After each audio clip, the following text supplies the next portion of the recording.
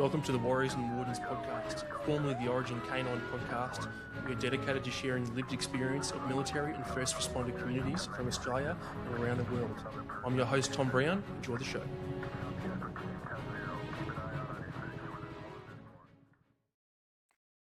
All right, g'day boys and girls. Welcome to another episode of the Warriors and Wardens podcast. Another international guest today online. We've got Quinn Hanley from California, police officer, K9 Handler, SWAT member. How you going, bro? Good, brother. How are you? Good, man. Good. Bro, thanks for coming on, man. Mate, this has been a long time coming, man. We've been trying to get this potty going for, dude, I don't know, man. Yeah, I think we've talked about it a year or so and actually set it up, and then you had to cancel, I had to cancel, or I had to cancel, you had to cancel, so finally made it work. Yeah, finally, man. I think I was even back way when I went over there and saw you at Adlerhorst. I was going to try and hook something up, but I think back then, mate, I was starting to slowly burn out, so I think I cut it all away for a bit, but now I'm back. Recharge. 100%, man. I'm just, you know, it's like, man, you're burning the candle at both ends. 2-year-old, 4-year-old at the moment. I can just burn it out hard, dude. But yeah, feeling better now. Oh, I hear you, bro. You got all kinds of stuff going on. Yeah, man. Yeah. I'm back in like startup phase with the Warriors and Wardens stuff, you know, podcast, doing the workshops, all that sort of stuff. I'm like pushing hard to get that momentum. But once you start, it sort of keeps going. But man, the exhaustion of the beginning of a business, the beginning of a new venture is, exhausting. Anyway, enough about me, bro. Mate, tell me about you as a little boy. You growing up, man, and how you end up where you ended up. Yeah, well, not far from where I started. California, born and raised. Like I said, I work in Upland, California, which for your folks it's probably, I got to do some math metrically. It's probably about 60 kilometers or so east of LA. I grew up in Ontario, California. Again, it's just north of sorry, just south of Upland. So there's a major airport there. So if you fly anywhere into the LA area, you can fly into Los Angeles, or you can fly into Ontario. It's just east of there. Grew up there. Went to all my schooling there. When family of three, my actually I have four: older brother, younger sister, and younger brother. Both my parents. My dad had his own business. My mom was a school teacher. So grew up playing soccer. Tried baseball. I was amazing at baseball until they took that tee away. And I sucked at it. So my folks put me in soccer, and that was my sport. You know, did everything else everybody did, and growing up, played like I said, played soccer in high school, swimming. What else about me? I just kind of did that as a little boy. Oh, what else you want to know as a little guy? I don't know. Well, I don't know, man. It just, like, was it an easy childhood? Was it a rough childhood? What was it like growing up in California? I say it was probably fairly easy. I didn't have any real major like trauma or anything. At least that I know. I mean, I'm just only looking through my lens. I thought I had a pretty good childhood, probably pretty standard middle class growing up. Like I said, my folks were both well employed. Had friends growing up. I did live in a kind of little bit of tough area for times. I had a couple times my bike got stolen. If I left it out in the front yard, I have to go down the street. Hopefully, a couple of the gang members living down the street, they didn't want to. I could ask for it back, and hopefully they want to kick my butt and take it back from me. But most of the guys were cool. So if you lived in the neighborhood, they knew you, type thing.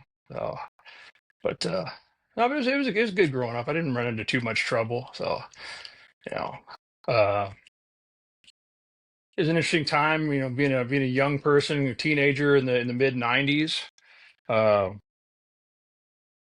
lots of things changed back then. You know, we at least in California, that was the Rodney King riots and all that kind of stuff. Right as I started into high school, lots of changes going on then. So I always say society peaked in the '90s. That was my generation. So everything afterwards sucked. So, but you know, we had music and all that good stuff. But you know, no, I think that was pretty good.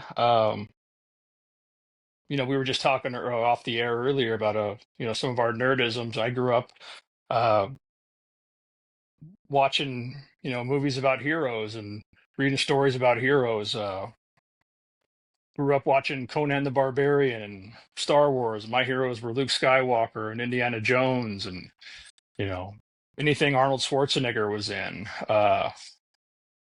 That's what I emulated growing up. You know, uh, the same thing. Me and my buddies, if we weren't playing with toys on the street, we were taking broom handles and painting them blue and red and going out and having lightsaber fights in the street. And hopefully your buddy didn't whack you in the head and he took a trash can lid and that was your shield or whatnot. And you know, we were out riding bikes and until the street lights came on. There were no cell phones, nothing like that. You just rode around in little packs of kids until the lights came on. Then you better hurry up and get home. Otherwise, you're going to get a wooden spoon across the back of your leg or something like that. But uh, it was a good time. You know, growing up in Southern California, we you know, we had the beach 20 minutes away, the mountains 20 minutes away, and you could pretty much do anything you wanted here. So Disneyland was right down the road, so that wasn't a everyday thing, but you know, maybe once a summer or something, the folks would load us all up in the car and go down to Disneyland. You know, back then, I remember my dad was going to get his money out of it, so we got there when it opened, and we left the minute it closed. So it didn't matter if we were tired or not, we were staying there. He was getting all that money for it, all his value, I should say. So, but Yeah. but yeah, No, it's good, that was man. about it growing up. Initially wanted to go into the military after high school. Uh, my mom really pushed toward college. My dad pushed toward college. My dad had been in the Marine Corps, had served in Vietnam, but so I got kind of pushed toward college. Did that for a few years. We have over here we have a couple different systems. I know it's probably different in Australia. Uh, Junior college, which is kind of a 2 year, 3 year program, and then we have universities. Uh, so I put myself through junior college, and I worked. So I worked full time during the day and went to school at night. Did as much of that as I could. Supported myself through junior college. Had a full time job. Like I said, I went to school at night. Once I'd maxed out all my credits there and I could afford to transfer, I went to the university, finished up my degree. Oh gosh, I was probably 20, 21, 22 in there. And I always had that kind of burning desire in the back to go, still want to be, that military thing was still there. So uh, I told you earlier, I had an older brother. I'm going to jump around a lot, Tom, because of my ADHD and things like that. So feel free No, to rein me back in if I start going off into the weeds. So, jump up and jump um, down. like I said, my dad was in the Marine Corps in the '60s. My older brother had been in the SEAL teams in the '90s, so I had a little bit of influences, you know, like to kind of lead me down that military route. And I'd always wanted to join. So when I finished college, that was kind of like, well, you know what, I'm going to do it while I'm still young. I didn't want to be one of those guys in their 40s that was like, oh, you know, I wish I had, or didn't want to be one of those guys that you meet like, oh, well, I would have joined, but this, I would have joined, but that, you know. So I said, hey, just, you know, shit or get off the pot. So it's time to do it. So yeah, 22, I enlisted in the Marine Corps Reserves as an infantryman. I ended up in light armored reconnaissance. So you guys have them too. They're LAVs. I think you guys still have them. So Yeah, I'm I pretty ended sure. up Yeah, as yeah. a LA, yeah, I ended up as a LAV crewman. So uh, and in the reserves, I'm not sure if the Australian military has anything similar, but here we do. How would I explain it? You do your basic training, and then your military occupational specialty schools, your MOS schools, all of that on active duty. And then once you finish all of that, you check into your unit, and then you go into your reserve status, which is 1 weekend a month, and then your 2 weeks annual training or 3 weeks annual training, whatever it is. So, and then once you do that, you just do your annual drills, which is your 1 weekend a month, whatever it is, and then your annual training every year. So that was kind of my military career up until 9/11. That changed as everything did after that. Back up a little bit. In between that time, after I said I left my active career, I went back into reserve status. Again, I finished my degree with a degree in history, and I kind of had a couple of choices. With a history degree, I could either be a librarian or a teacher. So didn't really like putting books away, so I decided to be a teacher. Again, my mom was a teacher, so I kind of fell in that route. So I got a job as a high school teacher. So taught 10th and 11th grade, U.S. and world history. So again, did that until some folks decided to crash some planes into buildings. So, and that world kind of turned on its side again. So, yeah. Yeah. I mean, even if the September 11 hadn't happened, do you reckon you would have gone full time, done more in the Marines? Or was that just I think I probably would have stayed in the reserves just as it was. I really liked the idea of I really liked the reserve idea as opposed to active duty, because I'm sure it's the same way in the Australian Army or any of your services. The way it was explained to me is, well, you can pick if you want to go active duty, you can pick a general military occupational specialty. You can pick artillery, infantry, air wing, whatever. But whether or not your actual job within those occupational specialties, the needs of the service will dictate. One of the things my dad always said, well, you got a degree, you should go be an officer, you should go to officer candidate school. I'm like, oh, that might be kind of cool. But again, being 23 years old, I wanted to go be in the shit. I wanted to do the shit that I loved watching on TV growing up. I wanted to go be a machine gunner. I wanted to carry an M60 and, do like Arnold Schwarzenegger and Commando and carry and shoot 5,000 rounds at one time and watch everybody fall over at once. And I knew if I was going to be an officer, I wasn't going to be able to do that. They were going to go, that's really nice, but we need you to be a supply officer in Okinawa. And it just wasn't going to be that way for me. So I actually had a buddy of mine at the time who he was enlisted in the Marine Corps. He'd actually talked to me about he was in light armored reconnaissance as well, and he's like, dude, this is the best job in the Marine Corps. You get to shoot all the cool weapons, and you don't walk. It's the best there is. He goes, we call it. He goes, death before dismount. It's the best way there is. So I went in and talked to a recruiter, and I said, hey man, I'm interested in this, and I want to be a machine gunner. And he's like, well, we don't have any billets for machine gunner, but what do you think about an avionics ordnance technician? I'm like, nah, I'm not interested in any of that shit. I want to be a machine gunner. Yeah, we don't have anything. What about, you scored really well in your test. How about, we could really look at, I don't know, some other computer shit, which I had no interest in. I'm like, dude, I don't know how to more to explain it to you. Machine gunner. And he kept trying to go about, it's a recruiter. He's trying to fill whatever billets he has to. I'm like, dude, call me when you have something that I want to do. And 2 weeks later, he said, hey, what about, this LAV thing? Yeah, that sounds kind of cool. And it happened to be at the unit that I would have gone to was at Camp Pendleton, which is an hour and a half down the road from where I was living. So I thought, hey, that's not a bad gig. I can do that. So that's where I ended up. And I always thought best job in the Corps. So really enjoyed that. And your dad, having been in Vietnam, was he ever sort of telling you stories about that sort of stuff, or was he pro-Marine? Or was he like he was very he always enjoyed, like, he pushed the idea of being in the military as far as he thought everybody should do their time in the service, be part of something greater than yourself. When he was in Vietnam, he was in the air wing. So he worked at an air base. So he was part of the ground crew that caught jets as they were coming back from missions. So he never pushed me in one direction or the other as far as what to do. Uh, he always pushed me to, hey, go do stuff while you're young, travel around. This will be an easy way for you to do it. Let the government pay for you to go travel the world type thing.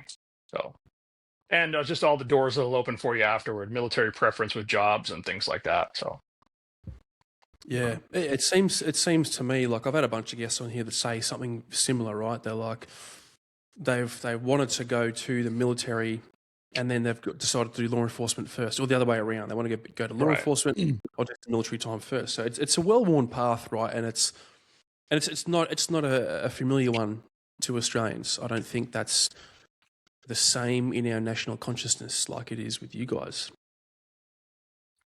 It's funny, again, being a student of history, and uh, going back to my dad. It's funny. My dad had a really good friend that I remember as a teenager who had been in the Australian Army during Vietnam, and they were soccer buddies in the States, obviously. And I remember this guy Tom was his name, and one of the reasons he lived in the States is because he said, "Yeah." And I never made the connection then, but whenever my dad and him talked about the military, he had always mentioned being treated shitty, and I never made the connection. But and being older, I'm like, oh, and knowing what I know now about especially how the service members here were after Vietnam, and especially in Australia after the war, I could totally get it why he was like, well, fuck being in Australia, I'm going to the States. At least there, there's other dudes that did the same stuff I did, and there's probably a little more camaraderie and you know dudes that went through what I did, and I can be part of a little more tribal shared experience than I had at home. So, yeah. Yeah, definitely, man. I was even chatting to someone this morning on Facebook, and they were saying, I was fiery. I was in the States recently, they love us, etc., etc. And I'm like, yeah, I feel like Australians, man, we're really apathetic. We've got this really just like, yeah, whatever kind of attitude, right? Sometimes to our detriment, until it's too late. And then, we Yeah. start pushing back fucking hard, and you might not expect it, right? But it's that apathetic stuff, I think, in our society that I don't know, man. I feel like we don't appreciate the reality and the risks of military and first responders in Australia. I don't know what it is. If it's an apathy, they just don't care, or if we just don't see the reality often enough. I don't know, man. But in the US, I feel like it's different, man. You guys seem to Sometimes I understand. wonder, and you could answer it better than I could, but is it just because it's such a small population that does go to the service, and that that when they get out, there's not as much of a post-service community. There's not huge veterans organizations in Australia like there is here. And I don't know, maybe there are. Oh, But we've we've got got like the American Legion, things like that, and all the Veterans of Foreign Wars, and all those organizations out here. So Yeah, I mean, we've look, that stuff's changing. I think post Vietnam, that's when a lot of that stuff started changing a lot. For the reason you just said, the servicemen and women treated fucking horrendously after Vietnam, and it not much has changed, I guess, in yeah, I Australia. guess that's true. Yeah, Yeah, but I think the difference is back then it was the people and the government, and now it's just the government. I think people are cluing on to that sort of stuff, and this is what I yeah, mean about that apathetic thing. We're just like, yeah, Afghanistan, Iraq, whatever. Now they're like, hey, they're coming after our troops, and everyone's like, what? Get fucked. yeah, yeah, Yeah. yeah. All right, man. So yeah, dude, September 11. Planes hitting towers. You're a school teacher in California, reservist in the Marines. What's going on there, bro? Were you just like Dude, fucking it was sold? a hell of a day. I can remember it like it was yesterday. I remember getting up, just getting ready for work, and I was like, "Oh man, there's a big accident in New York. Freaking plane hit a tower. Like, wow, what an accident." I remember getting out of the shower. I remember my wife telling me another one hit. Like, oh shit, this is something different. And remember going to work, trying to get through the day, in my mind going, this is different because now I'm starting to think like a Marine and not so much a teacher. And I kind of remember looking at the kids in the class, and even some of them were starting to figure it out. But I'm looking at these 16, 17-year-old kids who have no idea really what's going on. Uh, some of them are watching the TV because every single classroom's got it on the news. Uh, and for me, I'm just waiting for a phone call and thinking, okay, here we go, something's going to happen. So, and it probably took about a week or two before I did get the phone call.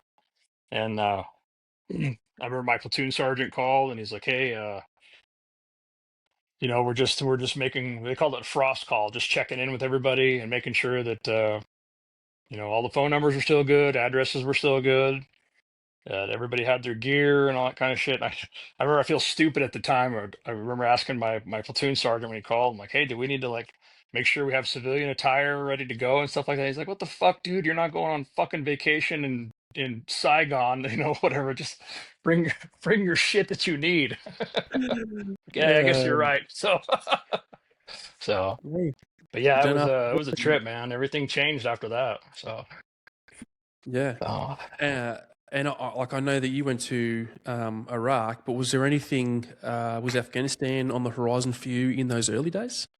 um, not, it's interesting because we had my unit, right after 9/11. There was all kinds of, especially the reserves, because they were trying to fill billets in all kinds of different units to get people ready to go on deployment. And they were asking reservists all over the place, "Hey, can you come here? Can you come here?" And we had guys volunteering to go to different units. Some of them were doing homeland security details. Some of them were going overseas to do stuff. And I don't remember if any of those guys from my unit got detached and went to Afghanistan. I don't believe so, but I can remember specifically like my company commander kind of pulled. I'm sorry, my platoon commander told all of us like, "Hey, listen, we'd rather you guys not volunteer for anything because we want to go wherever we're going to go. We all want to go together because we've been training so hard together and all this kind of shit. And the workup is going to start. And if you guys start volunteering," he's like, "I know you guys want to get into it. Everybody wants to get into it and get their licks or whatever. But if you start volunteering to do other shit, you don't know where you're going to get sent, and you don't know what you're going to end up doing. You might be doing different jobs. So if you can hang on and just kind of bottle up whatever you got, we'll all end up going together." So that was kind of like, all right, cool. We're all kind of agreed on that. And it ended up being, oh gosh, we finally deployed in March of '03. So, a year and a half later. So, but the Yeah. workup started probably 6, 7 months after 9/11. So you could kind of start seeing the writing on the wall. We started doing training packages in the desert. So, you know, started doing a lot of chemical warfare training classes, things like that. So uh, desert boots were starting to be issued, things like that. So we got a new company command or a new battalion commander who had a reputation for doing some high speed stuff and uh, working in extreme austere environments. So a couple of our regiment, or sorry, not regiment, battalion assets operations guys suddenly left the unit and got sent to bigger staff positions at division, which never happens. Like, I wonder why they're there. Well, they're probably going to do some planning. So, yeah. Oh, so Yeah, yeah, cool. you could see the wheels were getting greased for sure. Yeah, So, and that's exciting for you, obviously, because you're like, well, I fucking joined to do this shit, right? yeah, yeah, it was exciting and nerve wracking as well. The nerve wracking part was just nobody knew. I mean, you've been in a unit when you're getting ready to deploy, and everybody's like, "Hey, what's the word?" Oh, well, 17 different people have got 17 different versions of what's going on. Um, and like I said, this is all like 2002. Well, I got married in August of '01. Uh, so let me back up a little bit of that. My wife and I got married in August of '01, and our plan was, we're going to take it slow, just enjoy each other, enjoy this whole marriage thing, have no Wrong. plans on having kids right away. Yeah, nothing like that. Um, Yeah, my daughter was born in June of '02, so you can do the Oh, math. oh shit. Yeah, Yeah, man. Far out, Brussels sprout. Yeah. yeah, Okay, so your first deployment, man. So yeah, June '02 to March 2003, which is the yeah. very beginning. That was the invasion, right? Did you do the invasion?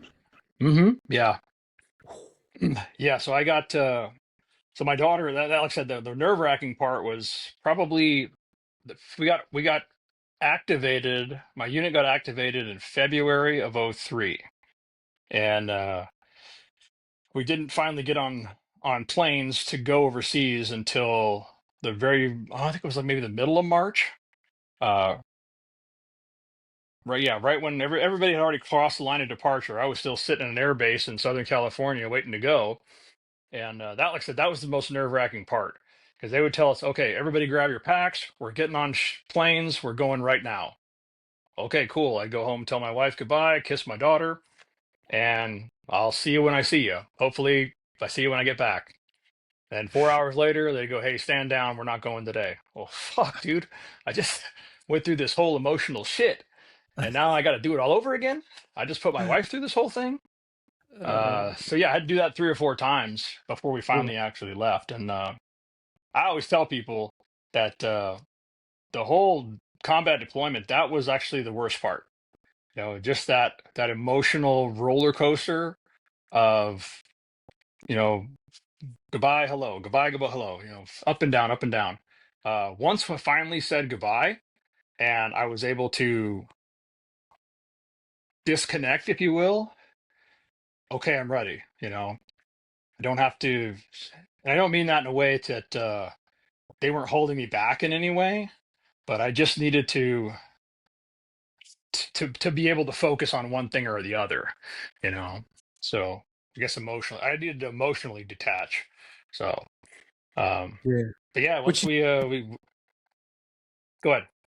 I was going to say, which is totally normal, right? I mean, you've got Yeah, to say that goodbye, and then, like on my first deployment, I barely called home. You know, what I mean, like I did maybe like once a week, I think, from memory. And the yeah, second deployment was the same. I think I called home even less, man, because you just want to focus. You don't want to be yeah, emotionally elsewhere. But also, I yeah, also didn't have young kids, man. So what was that first one like with a yeah. young daughter? Not That even was a a, year that was old. a trip, man. Yeah, it was something. I mean, obviously my daughter doesn't remember any of it, but for my wife, it was crazy because I mean, she was glued to the news. Always, and I had snuck a satellite phone with me overseas. Uh, my father-in-law, God bless him, he was not gonna. He saw what it was doing to my wife, just emotionally, and he's like, "What do you mean they can't talk to anybody overseas? Like there's no." This is before phone centers and emails and any of that shit. So we went down to I don't remember what the name of the store was in San Diego that sold satellite phones. He bought a satellite phone. He says, "Here, you're taking this with you." Sounds good to me. So he put minutes on it, and I snuck this satellite phone into my rucksack, and at least that way I was able to call home, a couple times a week if I needed to. I tried to keep it short. Uh, for the first month or so, I tried to only call, hey, once a week. Hey, I'm alive. I'm good. It's kind of a funny story. I remember telling my wife, "Don't worry, babe. When we get there, it's the desert. They're gonna have us sit in Kuwait for 2 weeks and acclimate to the desert because you can't just go from California to the desert. It's totally standard. They make us sit and wait for 2 weeks. Bullshit. We landed in Kuwait. The nose on the C5 came up. We drove our vehicles off the front of the C5, and we drove from whatever air base it was in Kuwait straight over the border, and we went across the border into Iraq. And I don't remember what supply base we ended up in to get ammo and stuff, but I called her the second day we were there, and she's like, "Oh, how's Kuwait?" I'm like, "Yeah, funny thing about that." So You what? yeah, yeah.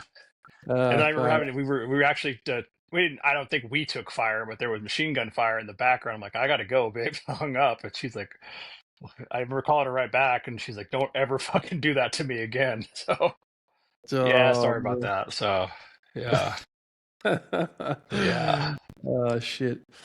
Yeah, yeah. I'm But trying to remember. I think I was on a phone call once and something happened, whether it was a fucking rocket or an explosion or something. I think I'm not going to fucking hijack your story, but yeah. Anyway, I'll think about it later. Um, 'Cause now, obviously, going straight from Iraq, straight across the border, you weren't in the initial push of the invasion. You would have been like days behind, right?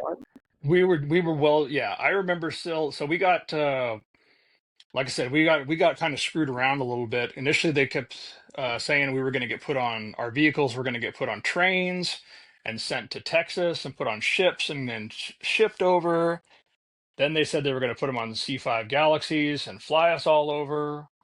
Uh, then supposedly the 82nd Airborne was going to fly over and jump from Turkey, so they took priority and they took our C5s. Um, like I said, and eventually, so yeah, so I mean, a good way to reference point. I was sitting in an Air Force base in Southern California watching on a TV when U.S. forces were in Baghdad pulling the statue of Saddam Hussein down. So I missed like the first week and a half of the invasion. So but I remember sitting there thinking, like, I went through all this emotional shit and I missed the fucking war. This is bullshit. You know. So, Yeah, but no, there it's was such, still plenty of war left for us. So, yeah, it's yeah, such a common thing. Hey, like, oh, I missed the war. Like, I remember in high school, I was trying to get in the military ASAP, right? Get to commandos and stuff. yeah, Now, dude, hit me with the Iraq deployment. So, obviously, yeah, you punched over the border, missed like the initial invasion week and a half, whatever. But like you said, there's still plenty of yeah. war. Oh yeah, What's we yeah, what's it like So for I a was part of cav? the. It was cool. So my vehicle was like I said, it's LAV 25, same thing you guys run. Uh, and so it's a three man vehicle, 3-man crew. I was the gunner, so we got a driver, a gunner, and a vehicle commander. And then we ran a complement of I think I remember if we had 4 or 5 grunts in the back. I think we had 4. So 4 riflemen in the back. We had a guy with a saw as well. Good buddy of mine, George Ramirez. So I still talk to him to this day. Did he Uh, put you down as a machine gunner? yeah, George is a freaking George. We used to call him Animal Mother because he was a good dude. He's the guy you want on a machine gun when you needed him. Animal mother. I George love George it. George could lay it down. Uh, George George is one of those dudes he'd get in trouble back in the world if he drank too much. He might have had a couple felonies on his record, but you wanted him in a hot LZ, that's for damn sure. Uh, but anyway, yeah. So I remember crossing the line of departure. This is kind of a funny story, Tom, because I'm sure you guys have the same shit in your military. Uh, Again, we got kind of late. The our sister battalion, which was our sister company, Alpha Company, Fourth LAR, they actually went earlier with another battalion. They got detached from us and sent with another unit. Well, these motherfuckers they rat fucked our vehicles for parts and all kinds of shit when they left. So when we get ready to deploy, all of our vehicles have been gone through, all of our parts are missing because these guys took all of our shit. So I crossed the line of departure with a main gun with a turret that didn't work. I had no hydraulics. Uh, so I'm literally I'm 1862 with the main gun. I'm literally doing this kind of shit to traverse and elevate. Uh, and when I asked the commander about this, I'm like, dude, how am I supposed to operate the main gun? He's like, oh no, you can still make it work. I'm like, okay, I guess we'll make it work. So yeah, so we get Yeah. to this ammo point in Iraq, and the only ammo they have is 5.56, 9 millimeter, and smoke grenades. And they had plenty of freaking what am I trying to say? For the main gun, for the 242, they had plenty of ammo, but no, and they had one box of 7.62 for the machine guns. So, and we're supposed to split this between 2 vehicles. So we had enough 5.56 for everybody on the vehicle for all of our scouts. So we had, like I said, 2 vehicles for my section. So 8 scouts. Everybody had enough ammo for 1 magazine of M16. We split the 200 round box of 7.62. So 100 rounds each for the 2 vehicles of 7.62. and none of us had a 9mm. Nobody had a sidearm. We didn't rate those, so we had probably 5,000 rounds of 9mm that we couldn't do anything with, and all the vehicles had smoke grenades. And the answer was, oh, don't worry, you guys will get all the other ammo you need. It's only 500 kilometers to the next ammo point. Like, cool. So we've got to cross 500 kilometers of open ground that the rest of the division just blew through. Nobody stopped and cleared any of this shit to get our ammo. Yeah, solid. Okay, we'll do it. So fortunately, we blew through like madmen. So and ran into no hostilities. Most of the stuff that we went through at that point was all it was all British controlled in the South, and we didn't run into any trouble before we got to the rest of it. And then we got all of our shit that was up and running. So nice. So what was your mission at that time? at that point, we were just trying to catch up. Just trying to catch up to the main force that was already up there. And once we got kind of caught up to our main force, the rest of our unit that was kind of already in place, the rest of the unit detached to everybody else that caught up. And there was a major city on eastern Iraq was Al Qut. The First Marine Division had, during the initial invasion, had gone to the outskirts, had fired a shit ton of artillery at the city, and then left, and then drove off to Baghdad. So they told us, hey guys, we're pretty sure there's a whole bunch of a Republican guard in that city, but we didn't check, so go take a look. So that was our mission. We took over an airfield on the outskirts of that city. Pretty much found it unoccupied, nothing in the airfield, and then we did security patrols throughout Al Qut for probably a month or so. Which Al Qut's the largest city closest to the Iranian border. So that was an interesting mission because at the time, basically the Iraqi government had collapsed and totally destabilized. It had most of the cities had become a free for all.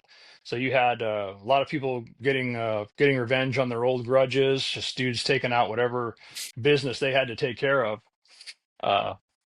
against whoever they had to take care of. We had all kinds of folks coming over from Iran to try to influence local shit.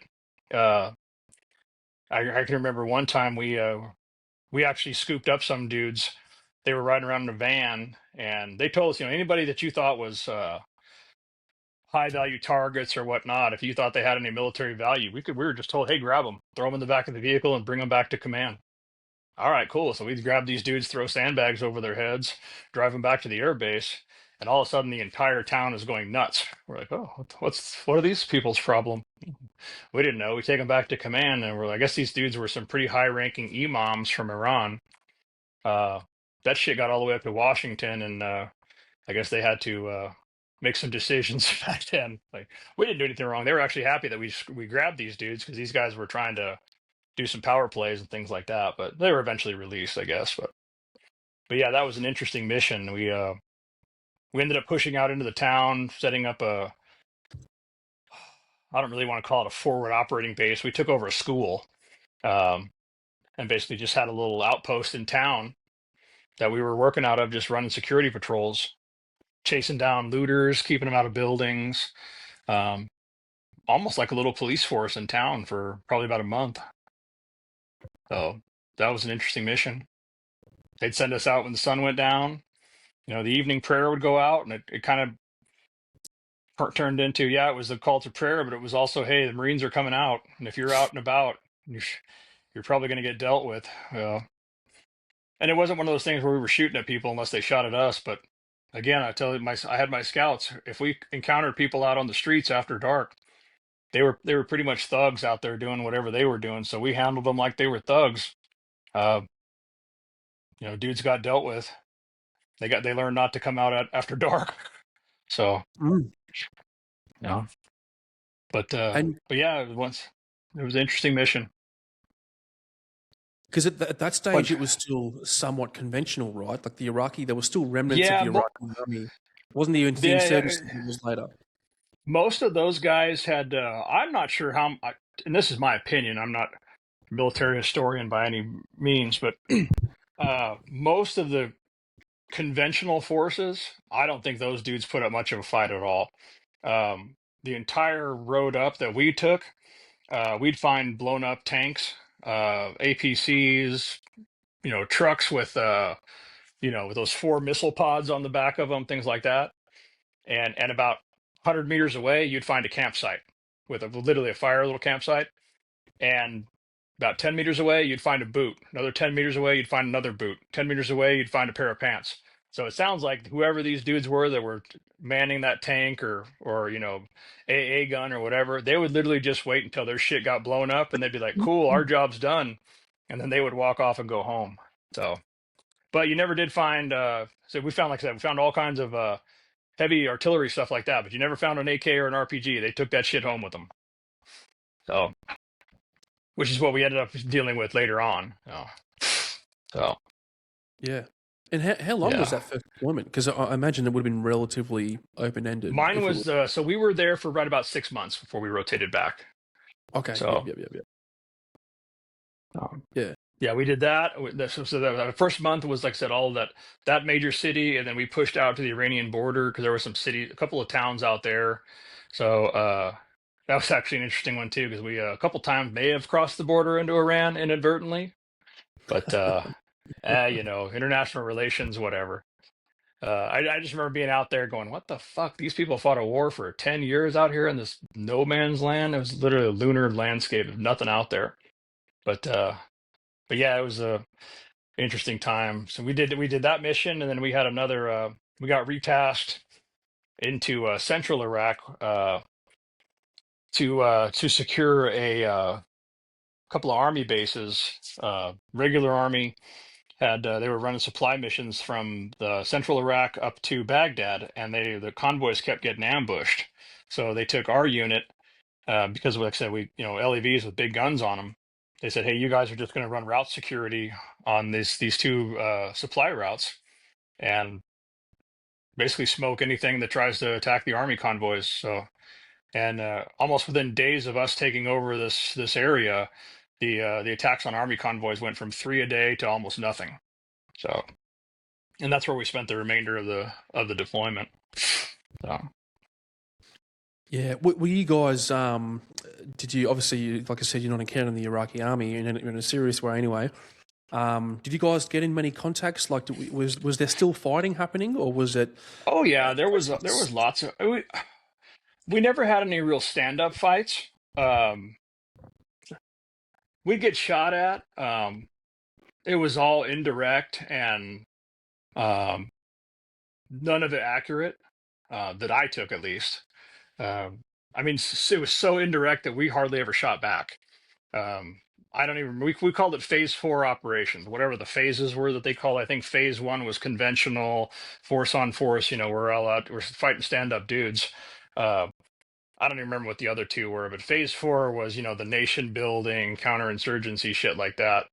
And that used to be our little joke amongst ourselves. We'd take a couple of shots, and somebody would bring their rifle up, and we'd be like, "Hey, dude, Phase 4, you can't shoot them," So, I can remember one time we had I was on post, basically just running fire watch on my vehicle. I was sitting in the turret because we'd had human intelligence say, "Hey, you guys are going to get attacked tonight." We had the intelligence office had done some sort of workup where they'd had info from people that there's going to be an IED attack at the main gate. Fuck yeah, this is what I signed up for, right? These dudes are going to drive this vehicle up, and I'm just going to be on the Bushmaster and send them to Allah or whatever. Well, my 2-hour watch ended, and these guys hadn't been there yet. I'm like, oh fuck, somebody needs to give these guys a watch. So I mean, I remember sleeping in the bustle rack of the vehicle because I didn't want to miss it. And I fucking slept through it. I mean, I guess the IED blew up down the road, so I don't know if they weren't, the proper bomb makers or what. But so we all loaded up and went out on the road just looking. We just patrolled the rest of the night looking for any stragglers.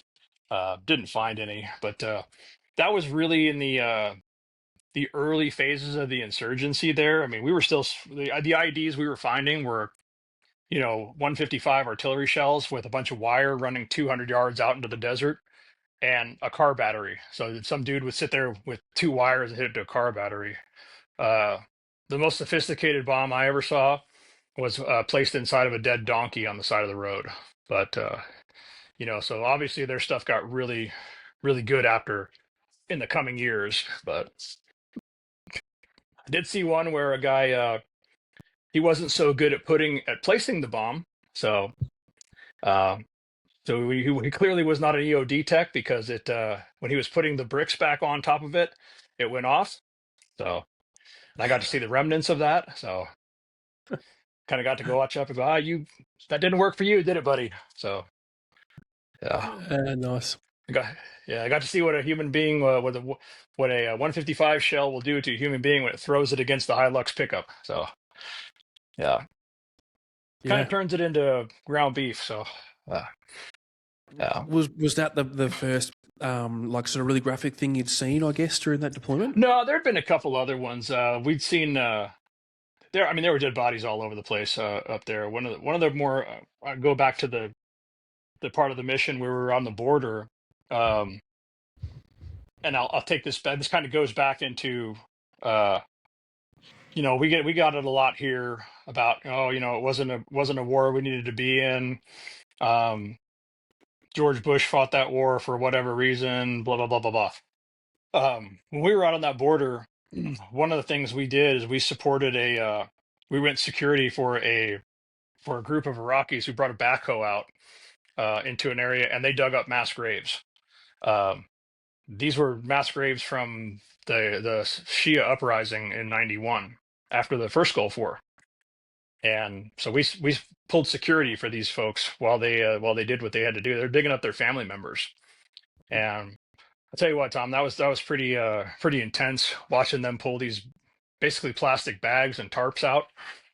They were all skeletons by that point, but seeing these skeletons that had their hands tied behind their back with comm wire and holes in their skulls, and some of these skulls were small. You could clearly tell they were children.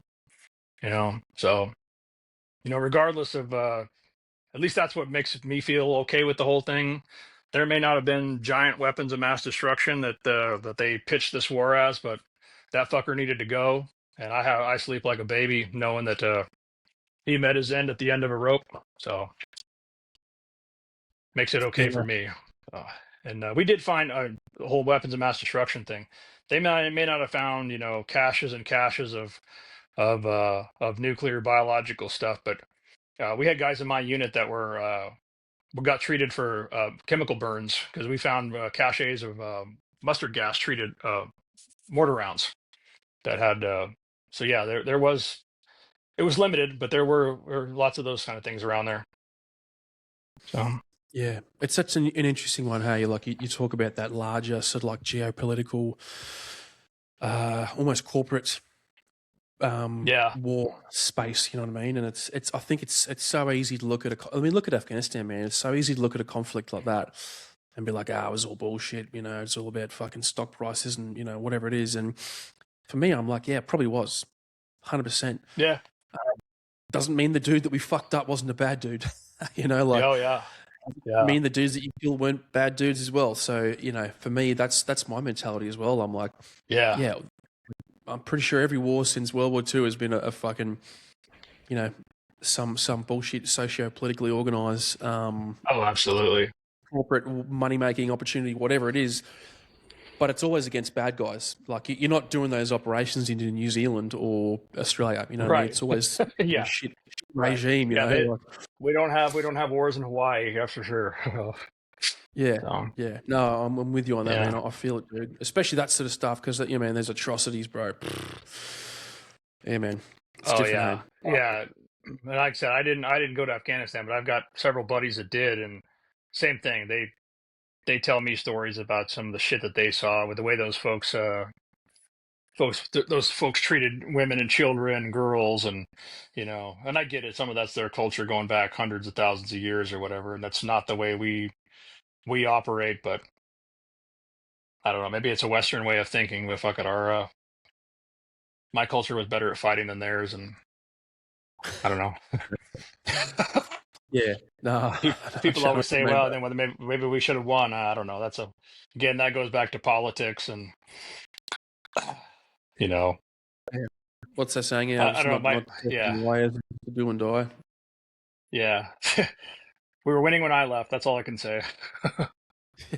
It's so my old man used to say about Nam too. He's like, "Oh fuck it, we were winning when I left." So it's never the Yeah, soldier that loses the battle, right? It's always the higher ups. So mate, 100%. Yeah, I mean, even in Australia, you look at this shit going on with the SASR guys. You know, it's yeah, uh, crazy. you know, and again, I'm not saying that they did all that shit that they said they did, but also someone sent them there.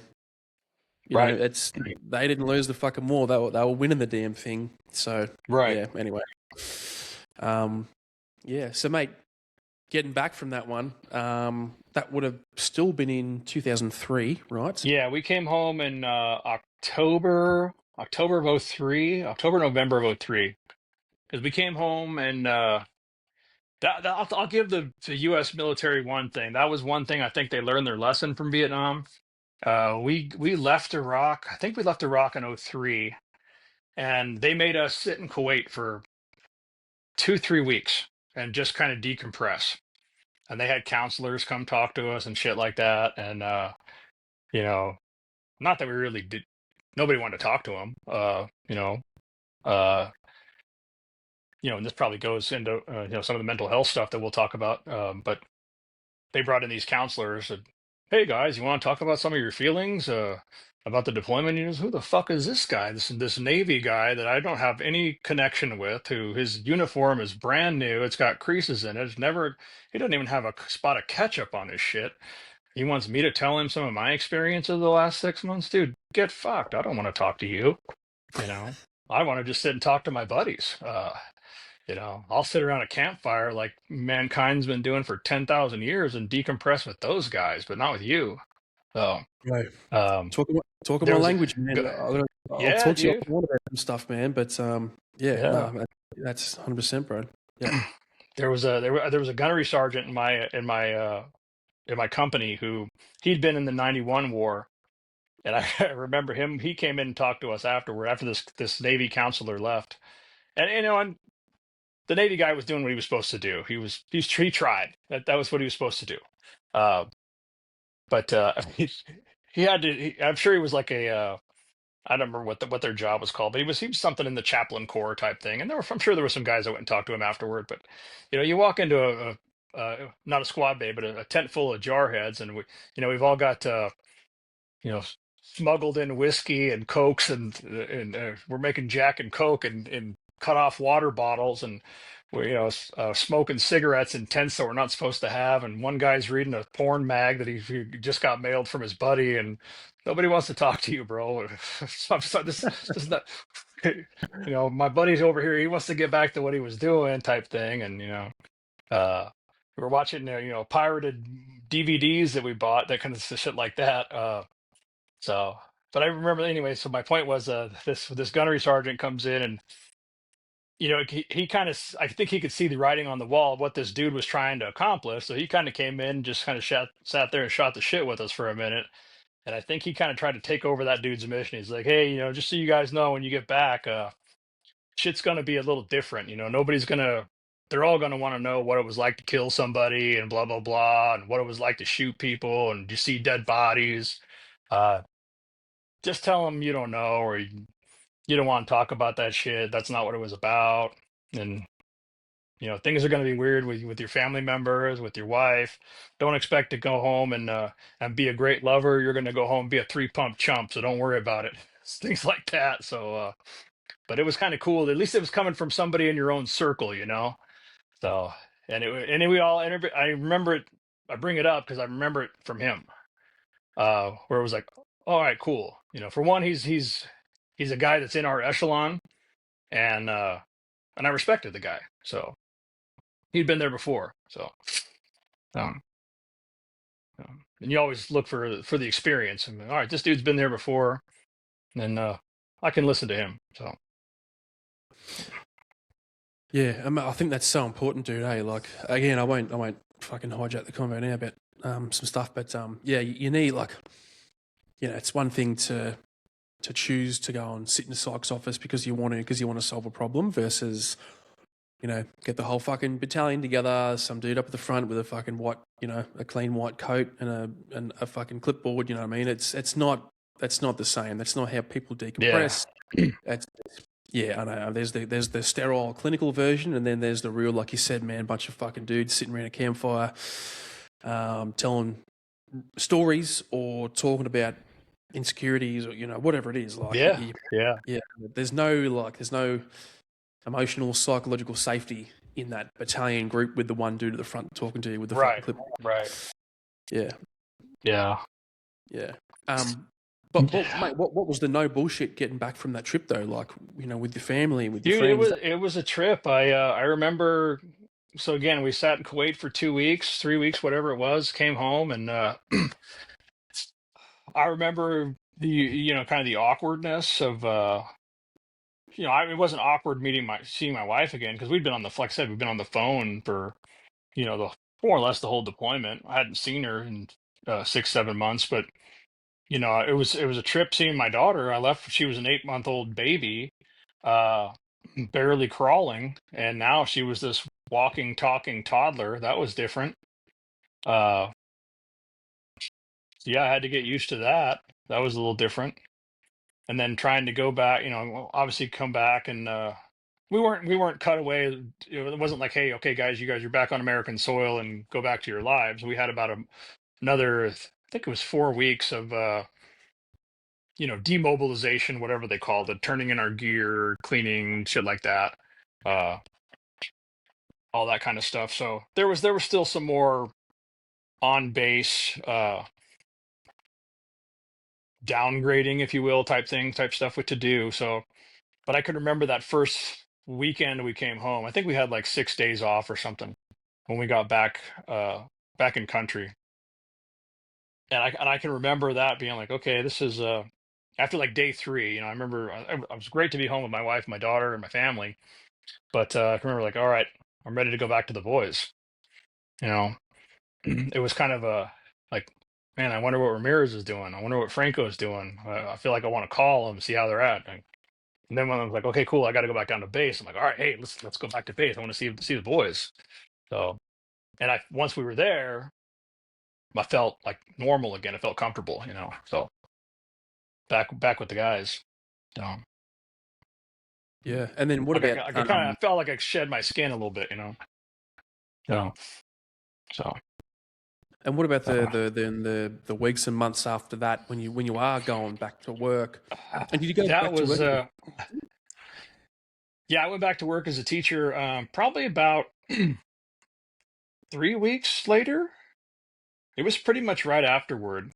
So in the whole time I had been gone, they had brought in a long-term substitute to cover my classes. Uh, so when I went back, he was still there, and they asked me like, "Hey, do you want to come back right away or whatever?" I said, give me about a week or so. So what I did was that dude, I knew him beforehand. He'd substituted my classes before. So I just kind of I talked to the school district and the administrators at the school, and I said, "Would you guys mind if I came back and just kind of shadowed him and just kind of eased back into it?" And they're like, "Yeah, that's cool. Whatever you guys want to do." So they were cool with it like that. So I just kind of got to be in the classroom, kind of got to let the kids get to know me again, kind of got to know my job again in the classroom, and then I was back at it, the next week full time. But it was interesting. I mean, I didn't have any issues with the work. Uh, But the only way I can describe it is like I kind of felt like I was like I'd been put in the penalty box, if you will, or like I don't know even describe it. Like I was like there was a race, like I was in a race and I had been forced to wait a lap. Like everybody was in front of me and I had to wait. So I felt like everyone else's life had kept going and mine had taken this pause. And like I just kind of didn't fit in quite as well. Uh Stuff just wasn't the same, you know. I mean, I could still relate to everybody for the most part, but it seemed like folks couldn't relate to me quite as well. And there were some people that were very very interested in the stuff that I had to say. When people, I had a couple of guys, other teachers say, hey, we'd like you to come to our class and talk about your experience and things like that, which was cool. I got to share, but I just didn't have the same passion for being a teacher that I had as before. It just didn't connect with me the same way it did. So, and that was like, it was probably like that for 6, 7 months or so. Yeah. Yeah, I mean, I get, as a kid, I guess growing up, like you said, you're idolizing heroes and those sort of things, and you're like, "Fuck, I want some Vietnam action, like my dad," kind of thing, or those sort of you Hmm. want some experiences and stories. Um, it'd probably be more pronounced as a reservist because you go back to a regular job. You don't go back to Yeah. staying on Camp Pendleton and doing the next big exercise, maybe the next deployment. It's back to Right. regular life. It'd be Yeah. a strange transition. Yeah. And is Well, that one even of the even things? I mean, it's- Oh, sorry. Go ahead. even within the reserves, we went right back into our regular reserve schedule. So we had, our next month we had our 2-day drill or whatever, and it was good to see all the guys and everything. And for the most part, everybody was still there, but the guys were starting to get out. Dudes that had the end of their contract or whatnot, like every other unit that comes back from deployment, and I'm sure it's no different than in the Australian military. Everybody does this great big build up to a deployment, and okay, deployment's over, pieces start falling away, whether they're going to other units or whatnot. So some people started leaving, going to other units. Some guys just got out altogether. But we got back into this routine, and so it just became normal again, or the regular routine. And even training was like, oh god, we got to go to this, mandatory driving on base class. I'm like, why do we got to go to driving on base class? We were just blowing motherfuckers up, 2 months ago. We're badasses. Why do we have to do this? Don't they know who we are? Type thing. So there was a little bit of that going on. Yeah. And obviously, I imagine that you've gone back to regular life and kind of you've got a bit of a taste of that action, that life. Is that Oh where the yeah. cops, was that where the cops came into for you? We were like, maybe It was more probably maturity? so I'm trying to remember. So I worked the whole I went back to work as a teacher in probably, I think it was like December of 03. No, it might have been January of 04. I think is when I came back full time. Because I came back, yeah, I remember I came back from the deployment, like I said, October, November, and then we went right into like Christmas break or whatever. So I came back as a teacher in like I think it was like either December 03 or January 04, and worked that full year as a teacher. And again, just wasn't clicking for me. I think it was like, one of those, you see those memes on Instagram all the time where it's like, nobody knows how hard it is to go from this, and it's just some dude slaying shit with a machine gun to like sitting in traffic. Like, Yeah. yeah, I get that, man, because that's totally how I felt. Um, even though I still had the reserves on the weekends and stuff. Um, and nothing against, I like totally love being a dad and husband and stuff, but like my action was now going to work and coming home playing fucking Halo. That was how I could get my mind back in that zone of being in the flow state. So I did that for, I don't know, 6, 7 months, and I had a buddy of mine who he'd also been in the Marine Corps, and he'd been in the cops for about a year or so. Uh, and I think I'd probably expressed to him that I wasn't, just wasn't for me anymore. I was thinking about doing something else. I actually think I talked to him about being a reserve in the police force, because we have reserves in the police out here too. And he's like, dude, why don't you just do it full time? Why don't you just switch? I'm like, oh fuck, I can do that. He's like, yeah, you'd have to go to the academy, because, but you've got some life experience. You know how to talk to people. Um, you'd be a good cop. I'm like, shit, I never even thought of that. So I talked to my wife about it a little bit, and I'm so, as much as I think I'm observant and stuff like that. My wife's like, "Yeah, you're unhappy being a teacher. I can see that." I'm like, oh shit, she sees it too. Uh, so she was 100% supportive. She's like, "Yeah, you should do this. You should totally do it." So yeah, I turned in my resignation at the school district, and I applied at a couple different police departments, and city of Upland, they gave me a conditional offer. Uh, it actually wasn't the city I wanted to work for at first. Again, my buddy worked at the city of Ontario, which is just south of Upland. So I applied there because I wanted to work with my buddy. Um, Remember here, buddy means something different. So that's a freaking Australian language joke, bro. Oh, I didn't pick it up, buddy. Oh, Buddy, yeah. similar for us. It's just like it can be. We don't really use it. It can be like an insult, like, "Hey, I buddy." know. That's what I'm saying. Oh, okay, gotcha. That's what I Yeah, mean. I should say friend. I was using it in the American context. But my yeah. friend, No, anyway, I bit wanted to work. lost in I translation wanted there. It's all to. right. I wanted to work with It's him. fine. There was a shit joke. It's all right. Yeah, yeah. No, and I'll sidebar it because, dude, I Bring it love up. the shit like that. I use that all the time. If there's people I don't like it here, I'm like, all right, good to go, buddy. I love that shit because I can use that. Champion is another one. I If there's somebody I'm having a disagreement with at work, or some guy on the street that I don't like, hey, good job, champ. I love it because nobody knows what it is except me, unless I Bro, call some Aussie a champ, and then he knows. my two favorite are Turbo and Muscles. Oh yeah, Especially Muscles. yeah, yeah. I like it. Anyway, I love that I can use those and nobody here gets it. Yeah. Nobody here gets it. there's some more But Australian yeah, so vernacular it's, that you could use over there oh, to. it's, there's one that I love, but I get in trouble when I use that one. So, and it has so many uses. I just, one of these days maybe we'll catch on. I'm not ready for the metric system, but that one I can use. So, Australian but metric system. I don't know, man. Maybe you guys need the metric system. I'll admit it is superior, but we're going to use our stubborn American standard to keep that one.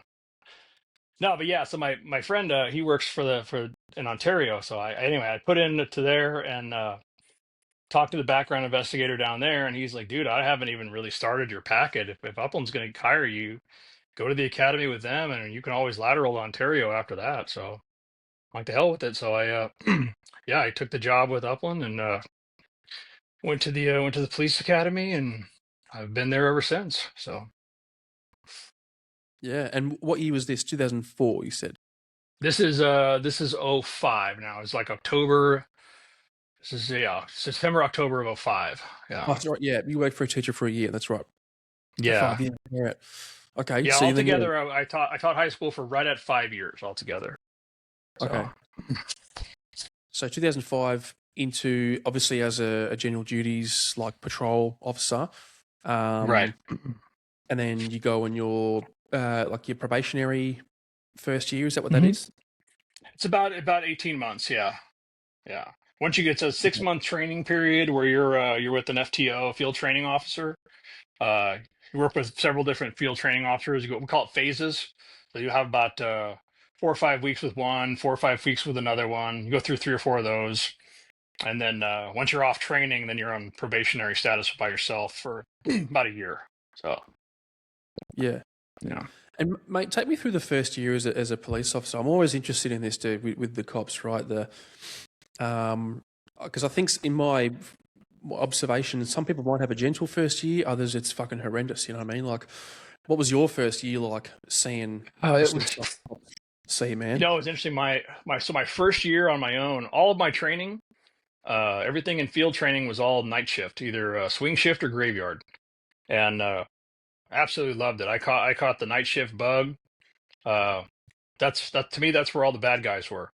Uh, and yeah, there's some stuff that happens on daytime, obviously, but I like to hunt bad guys at night. And so anyway, my first shift on my own out of training, I get assigned to day watch, and my very first call out of the gate on my own that I get to handle is a dead body. And in my training, all through training, I've never handled a dead body call. I'm like, oh shit! So I get to go handle this, and you always, one of my training officers always says, hey, you always want to handle a dead body like it's a homicide until you can determine it's not. So I remember the sergeant on duty. He says, "Oh, hey," he asks me. He goes, "Hey, how many dead body calls did you handle in training?" "Oh, none, sir." "Okay, cool. I guess I know where I'm going." So he came up with me, and you know, Good. he walks me through this whole thing. What probably should have been about an hour call. It was a natural causes type thing, but he stayed with me. We turned this call into probably about a 3 hour call. He walked me through this, and this is what you should look for, or this and that. Uh, so yeah, that dude was a solid cat, man. He taught me a lot of stuff. Uh, but yeah, day watch was tough. I every time you see something good, you want to go and stop them, or you see some action down an alleyway. The traffic is busy. By the time you get turned around, they're gone. Uh, there's always people on the road. There's the schools are in session, so you got to deal with juvenile stuff. It just wasn't for me. Um, and then like I said, I then went to night shift and just absolutely fell in love with it. So being on my own at night, I got to chase cars, chase bad guys. It was that's where I'm like, yeah, this is what it's all about. It gave me that same jolt of adrenaline that I guess combat gave me. So being out there, just being kind of in the flow state, that's where I wanted to be. Um, good, bad, or indifferent. I've kind of been there ever since. I'm trying to think now. I kind of use the excuse of it always worked better for childcare because my wife works during the day, and I needed to be there for the kids. But you know, my youngest is now 16 years old, and he really doesn't need to be babysat during the day. But I still work nights, so. But yeah, I saw some interesting stuff. Trying to think, probably my first year on the street. I think that's probably where I saw my first canine apprehension. Uh, and it wasn't our city. We didn't have a dog at the time. There was the neighboring city. I just remember going to help them out. They'd had a robbery in their town, uh, and it was a real robbery. But what happened was it was tweaker stuff. One drug addict owed another drug addict money. Uh, so one guy shows up at the other guy's house, says, "Hey, you owe me money for dope. You didn't pay me, so I'm going to take all your shit." So he ties this doper up, the victim, ties him up in his garage, and proceeds to rob his house. Steals a bunch of tools, steals money, steals a bunch of shit. Somehow the victim's able to get free, calls 911, and cops show up. "Hey, this guy robbed me, did XYZ to me, and I know who he is, I know where he lives." The suspect happens to live in our city. So this neighboring agency, they call us, "Hey, can you go set up on this dude's house, make sure he doesn't leave?" "Yeah, no problem." So we go over there and just kind of watch the house. And once we get a perimeter on the house, the neighboring agency comes and they drive up, they throw the floodlights on the front of the house, they get on the public address system. "Hey, it's the cops. We know you're inside. Come out, blah, blah, blah." I remember watching the dude's curtains go, "Oh shit, they're here." He shuts the curtains. And I remember the helicopter overhead on the radio saying, "Oh, he's jumping out the back," and he starts hitting fences. So my I remember them calling for a dog, and they had two yards they wanted to search because they had a heat source in one of the backyards. And so my sergeant, the same guy that helped me out with the dead body call, he's like, "Hey, dude, I want you to go with them because you be our representative of the city. Just we should have somebody from our team with them in case they need something." "Okay, sounds good to me." So I'm just kind of I feel like I'm SpongeBob, I'm in the back of the stack, just kind of going like this. "Hi, I'm here. Whatever you guys need." So they've got eight or so of their cops, and I'm just standing in the back with a big dumbass smile on my face. Uh, Watch this dude come up with a German Shepherd. I don't even remember the dog's name, but watching this dog work the yard. And I just remember this dog comes up to an aluminum shed in the backyard, and it had about that much, 2 inches or so open on the door. And the dog starts to push his nose in the door a little bit. The handler called the dog back to him, and he made some sort of secondary announcement like, "Hey, we know you're in the shed. You better come out. You're gonna get bit." Nothing. You know.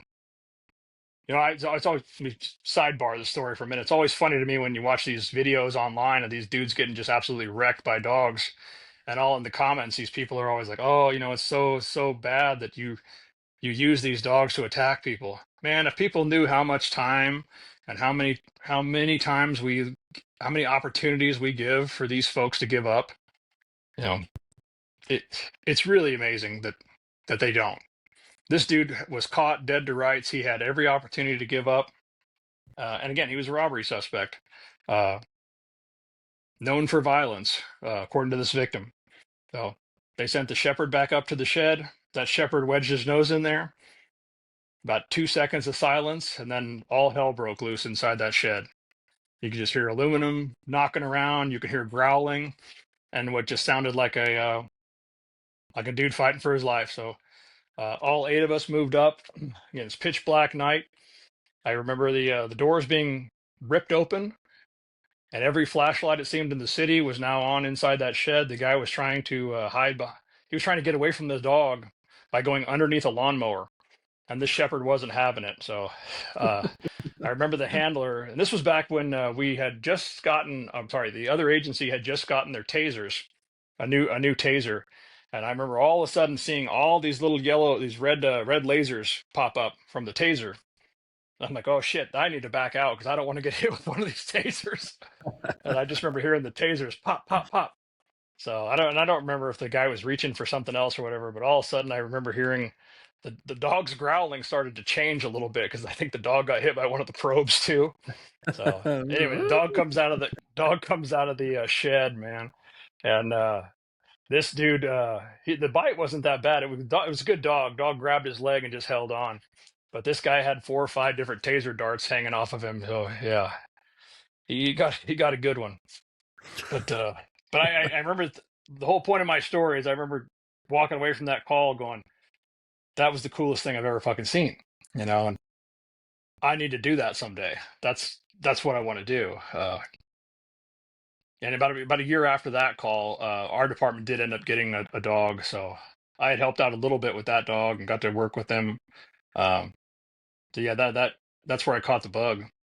You know, and that Yeah, was 06, 07 in there. Yeah. And then how long did it take for you to be able to get on a course? I didn't. So it took me another 10 years after that. I got Rudy in 2016. So Oh wow, okay. yeah. So we got my department we went through some administrative changes. We had a chief at the time. We got the first dog that we had during my tenure was late 2007, and that dog worked until 2011 or so. The chief we had in 2011 did not care for police dogs. He thought they were a liability. It's not good to have them. Um, in my opinion, the guy was just ignorant to police dogs. I don't buy this myth of police dogs are a liability because they bite people. I think that's bullshit. Uh, the biggest liability in police work, in my opinion, is or the reason people get sued, I should say, the reason police agencies get sued are a couple of things: because of driving fast, search and seizure, and uses of force. Well, can you think of one particular unit within a police department that does all 3 of that? Fucking K9. They drive fast, they have uses of force, and they, and what's the other one? Search and seizure. So where I think the liability comes from is you pick the wrong guy to be the K9 handler. So if you have a good selection process and you're picking the right people and they're doing what they're supposed to be doing correctly, there's no issue at all. The liability is never with the dog bite. It's with the decisions moving up to the dog deployment that they could get us in trouble. So yeah, this particular chief who didn't want to deal with the dog, oh, it's a liability. It's going to get us in trouble. It's not worth the risk. Well, that's just a chicken shit cop out to me. He wasn't willing to put the work in to make sure we had responsible cops, well trained to operate this dog. So he just said no, we weren't going to do it. I take that back. He said we could have a dog, but he wanted it to be a single purpose floppy ear detection dog, and nobody wanted that. So Okay.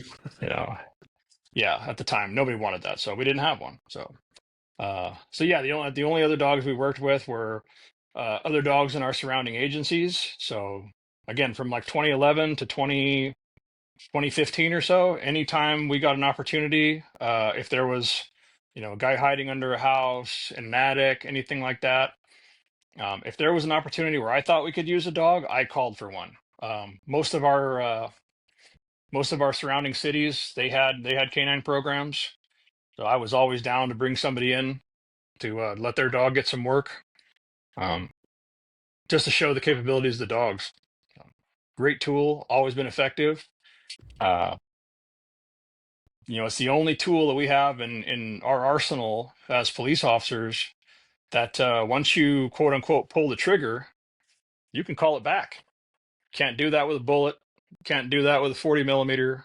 Can't do that with a beanbag. Can't do that with a taser. You know, the canine's the only one that once you send it, you can bring it back. Yeah, I think that's a universal thing, mate. Hey, like distrust or ignorance of the canine capability. Hey, Yeah, it's the same yeah, in the military, man. I think it's like they don't understand and they don't know what's required to make it work well. yeah, yeah. Yeah, And how much and work so goes into it. oh, mate, the amount of fucking training that you should be doing, that you have to Right. do, and then the B you should be doing. Yeah, Yes. it's a big commitment, man. I mean, and like I look at all these different canine associations over in the states, all the training organizations. Like, it's a whole industry to make sure that you get it Oh, right. absolutely. Yeah, Absolutely. and dude, that the 10 years. So from say roughly, you saw that dog 2006, 7-ish. I think it was 2007. Yeah. Um, From then until 2017, sorry, mhm. 2016, when you got Yeah, your first dog. 2016 they got Rudy. Yeah. Yeah, dude, what are you doing in that time? Obviously, just So I did a couple different things in there. I stayed on patrol most of the time. I ended up I got onto a part-time gang detail uh, within our county we call it Smash. I work in San Bernardino County, which is the largest county in the country. Um, and we call it SMASH, which is San Bernardino County Movement Against Street Hoodlums. That's the acronym. Uh, and yeah, yeah, It's a strange choice, SMASH. just Yeah, to make the hoodlums, acronym. like, yeah, right.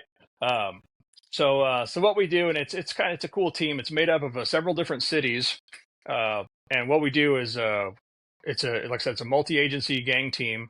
We'll go to different cities and just saturate the area when if they're having gang problems or just specific crime problems in certain areas.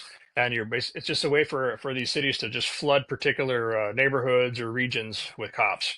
Um, so I did that for a couple of years. I still do it as a part-time basis when we have operations. I worked field training officer for quite a few years, for about 3 years. That was a great assignment. I did that right before I got K9. Uh, Field training officer is probably, I think, one of the most important assignments in the police department, because you're training your partners. You're training the next generation. It's a great assignment when you have a good officer that wants to learn, um, because it could be easy and you've got somebody who wants to learn, so it's actually fun too. When you've got somebody who's struggling, or just doesn't want to do it, who's there just because they want benefits, it fucking sucks, because then you've got to really do your homework to make sure this person doesn't become a cop. If they're there for the wrong reasons, sometimes people sneak through the cracks.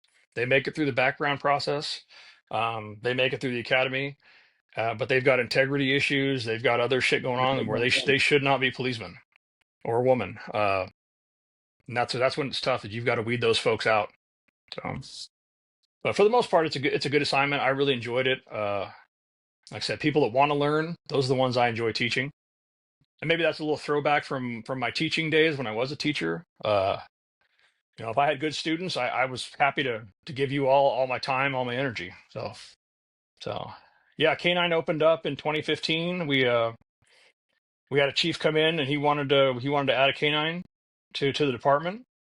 At the time, I think he wanted it to be a single purpose dog, detection dog. I really think in his mind it was going to be a dog that people could pet, and he could show up to events and just take pictures with. Um, Which is my also a very, mind very was of management view right, of right. right, yeah. I went into that interview with a whole different mindset. Um, my mindset was this is going to be a bite dog, and I'm going to go into that interview with the idea that this is a bite dog. And I remember specifically in the interview, like, well, what kind of dog would you want? Would you want a bloodhound? Would you want a single-purpose floppy-eared dog to find drugs? And I said, no, I want a bite dog. I want a patrol dog that's a dual purpose that can bite people and find crooks and find narcotics. Because then you're going to get the most out of your investment if this dog can do multiple things. And for one reason or another, the folks on this interview panel thought that my interview was the best, and they picked me to do it. And we ended up with getting a dual-purpose dog. Uh, I took my wife out with me, and we went out to Adler Horse International. And I figured, this dog's going to live in our house. It's going to be around her kids. She should have a vote. I remember my K9 sergeant at the time. He's like, "Why are you going to bring your wife with you?" I'm like, well, "It's going to be at her house too, dude. She should have a say in what dog lives there. I want her to like the dog, Mm-hmm. So yeah, it was funny. Rudy was the first dog we looked at, and she said, "I like that yellow, fluffy one right there." And I tested about 4 or 5 dogs, and that's the one we picked. So No, and obviously it's worked out well, mate. If he's been on the road for 11 years. 11? Yeah, I worked him for almost nine and a half years. Yeah. Oh, sorry, he's retired now, isn't he? He's retired now. He's been retired for almost a little over a year. Yeah, far out, man. Yeah, dude. Did I meet Rudy when I was at Adler Horse with you? he was there. Yeah, shit. Yeah, I don't remember if I met him or not, man. Yeah. I met a heap of dogs that day. I'm sure he barked at you.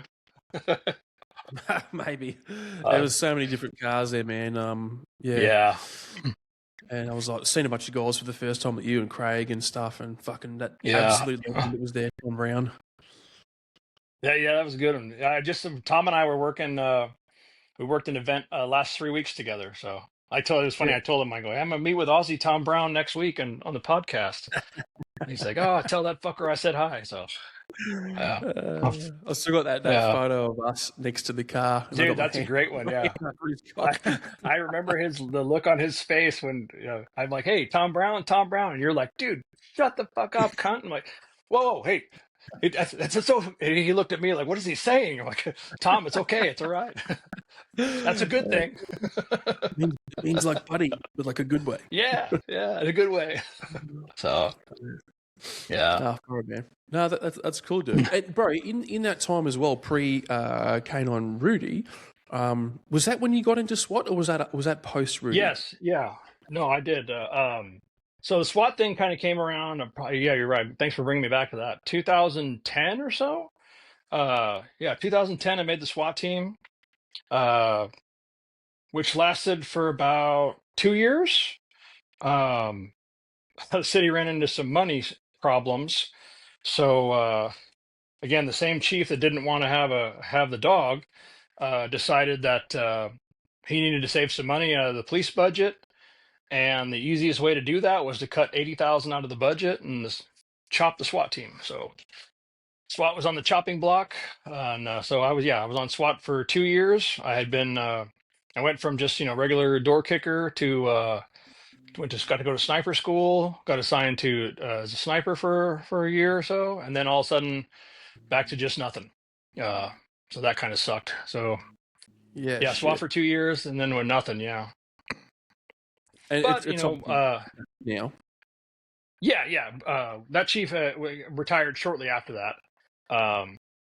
Again, so then we got another chief in 2015.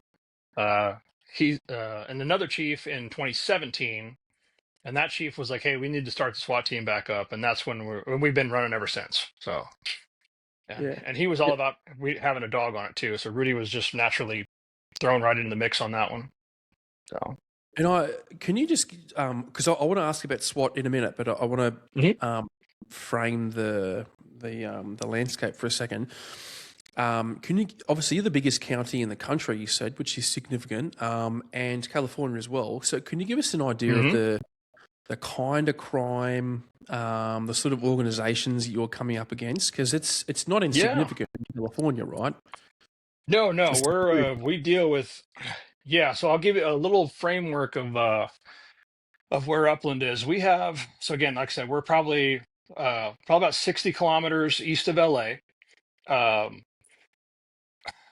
probably oh, again, I'm going to screw up the math, but probably 150 kilometers north of San Diego. Um, so 150 north of the border with Mexico. Yep. Um, right smack in the middle of we have several major freeways that run right close to us. So we have two major freeways that run through town. We're very close to another major freeway that runs from the Mexican border all the way to the Canadian border.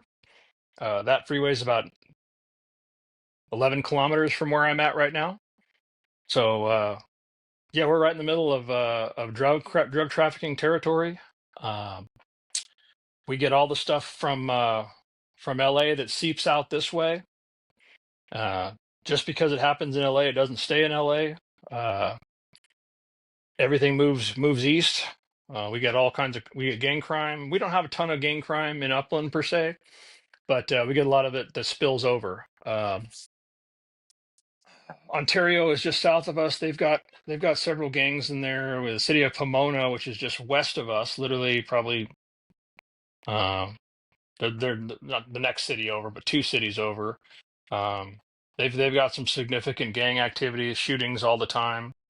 Um, we don't have a ton of shootings, but we get shootings all the time, pretty regularly here. So our gun crime is it's common. It's not uncommon for us to have on a weekend if it's busy, uh, a car chase a weekend. Um, you know, DUIs are very common for us. Lots of bars in town. We have several retail centers, so lots of retail theft that we get, which is big business out here. Folks will go to whether it be Walmart or Target, stores like that, and shoplift several thousand dollars worth of products, and they'll take them into LA and sell them at some of these illegal swap meets and stores down there. Organized retail theft is very big here. So, uh, yeah, I've done. But again, and then we work with a lot of other agencies too. Just on the back to the K9 side. I mean, I'm one of those guys that doesn't ever say no, or try not to. When I get a call from another agency trying to help out, I get calls from federal agencies, state agencies, other cities. If they don't have a dog available, I'll try to help them out with narcotic stuff, with seizures, with traffic stops. If they need help with search warrants, um, I'm all about trying to help out with whatever we can to get drugs off the street. So, Yeah, and that's what I wanted to ask that leading into the SWAT stuff because I imagine if you've got a fair bit of stuff going on, I mean, even just that one highway yeah, going from Mexico to Canada, I imagine would just be yeah. an absolute fucking goldmine of violence, Hmm. drug stuff, people smuggling, fucking you name it, all the cartel stuff that they Yeah. do. Do you ever come across any of that sort of stuff, like in that sort of really I intense? don't run across. I've not personally. I've never run across any of the human smuggling stuff, but the narcotic stuff all the time. Mm, And remember, it's California, so here marijuana is legal recreationally. So where several states in the states it's not. So we have folks all the time coming into California to buy all kinds of marijuana products to take everywhere else. So they will come in with, I mean, truck after truck uh, to load up, and then they'll take this stuff to other states where it is illegal, and they'll sell it there for 3, 4 times what it's worth. I did a stop, I don't know, what, 4 or 5 months ago on a guy who had he had 400 pounds of marijuana in his car, marijuana related products, and he also had 23 kilos of cocaine. He was headed to Montana. So where, the average street price in California for a kilo of cocaine is probably around $12,000. In Montana, it's 4 or 5 times that. So, the farther away Shit. from the border it is. So, yeah, Even more in Sydney, I'm pretty sure. yeah, yeah, Okay, yeah. All right, man. Yeah, I just wanted to get an idea of, because, like I was saying, cutting away SWAT seems like a counterintuitive thing to do in a place like that, yeah, right? So yeah, could you run us through the SWAT stuff, man? Like, what was that like for you on the yeah. team? Is it pretty intense? Is it full time, part time? No, it's it brought me a lot back to some of the military stuff. The SWAT school that we attend is again, I work in San Bernardino County, so there's SWAT schools all over the place. Um, California requires that you go to a state accredited SWAT school, regardless of. I think they require 80 hours of training, and so the one I attended back in 2010 happened to be through the San Bernardino County Sheriff's Department. So it was an 80-hour course, pretty intense, and we've got tons of hills and things around here. So it was. I mean, it was very sort of boot camp style training with a lot of focus on obviously small arms, submachine gun type stuff, chemical agents, and then about a week worth of tactics and things like that. So uh, they try to just give you the basics because every team's got their own style of doing things. But yeah, most of the stuff that we do on our team is pre-planned high risk search warrants. We do a barricade every now and then, but they're kind of few and far between. We don't we don't really do hostage rescue just because we don't have all the elements for it. We don't have enough guys on the team. California sets. I don't remember. I can't tell you the exact numbers, but they have a breakdown, a tier level breakdown of you can do these kind of operations if you have these many members and you do so many hours of training a month type thing. Uh, our team does about 16 hours a month of training. We're trying to bump up those training hours so that we can do more types of operations. So, so technically, per the state, we're not allowed to do hostage rescue. Um, but obviously, if a hostage rescue comes up, who else are they going to call? So we're going to go do it. But Yeah, exactly, mate. yeah, I mean, Yeah, it's like saying if I'm on patrol and I run into a hostage scenario, I can't be like, "Hey, bad guy, can time out? I'm not supposed to do this." The state says I can't do it, and we're going to just handle it the way we handle it. So, yeah, so true. And did you have any of those jobs? I forgot if you mentioned that. yeah, we've had a couple of those. Did one a couple months ago. We treated it like a hostage rescue. It was really more of a barricade where a guy took his daughter hostage. It was a turned into a domestic situation. They were breaking up. Uh, Dude says one of those things where if I can't have you, nobody can. I'm taking the kid. He went and retreated in the apartment. I don't think he ever threatened the baby, just threatened himself. But we treated it like a hostage rescue. And after negotiations, a couple hours, he came out and surrendered, and we went in and got the baby. So everything worked out. But we do a Yeah. lot of high risk search warrants. Uh, Again, because we're so close to LA, um, and I'm sure just like big cities out there, when shit pops off in the city, that everybody goes to their relative's house out in the country or whatever, or in another agent or another jurisdiction, whatnot. They get out of Dodge or they get out of town when things get hot. Well, that's what happens here too. Shit gets hot popping in L.A. They want to go out and visit their relatives out in Upland or close by. So we just did a search warrant recently for city of Pasadena, which is where they have the Rose Bowl and the Rose Parade. That's probably 20, 30 kilometers west of us. Uh, but they have a big, huge gang problem there as well.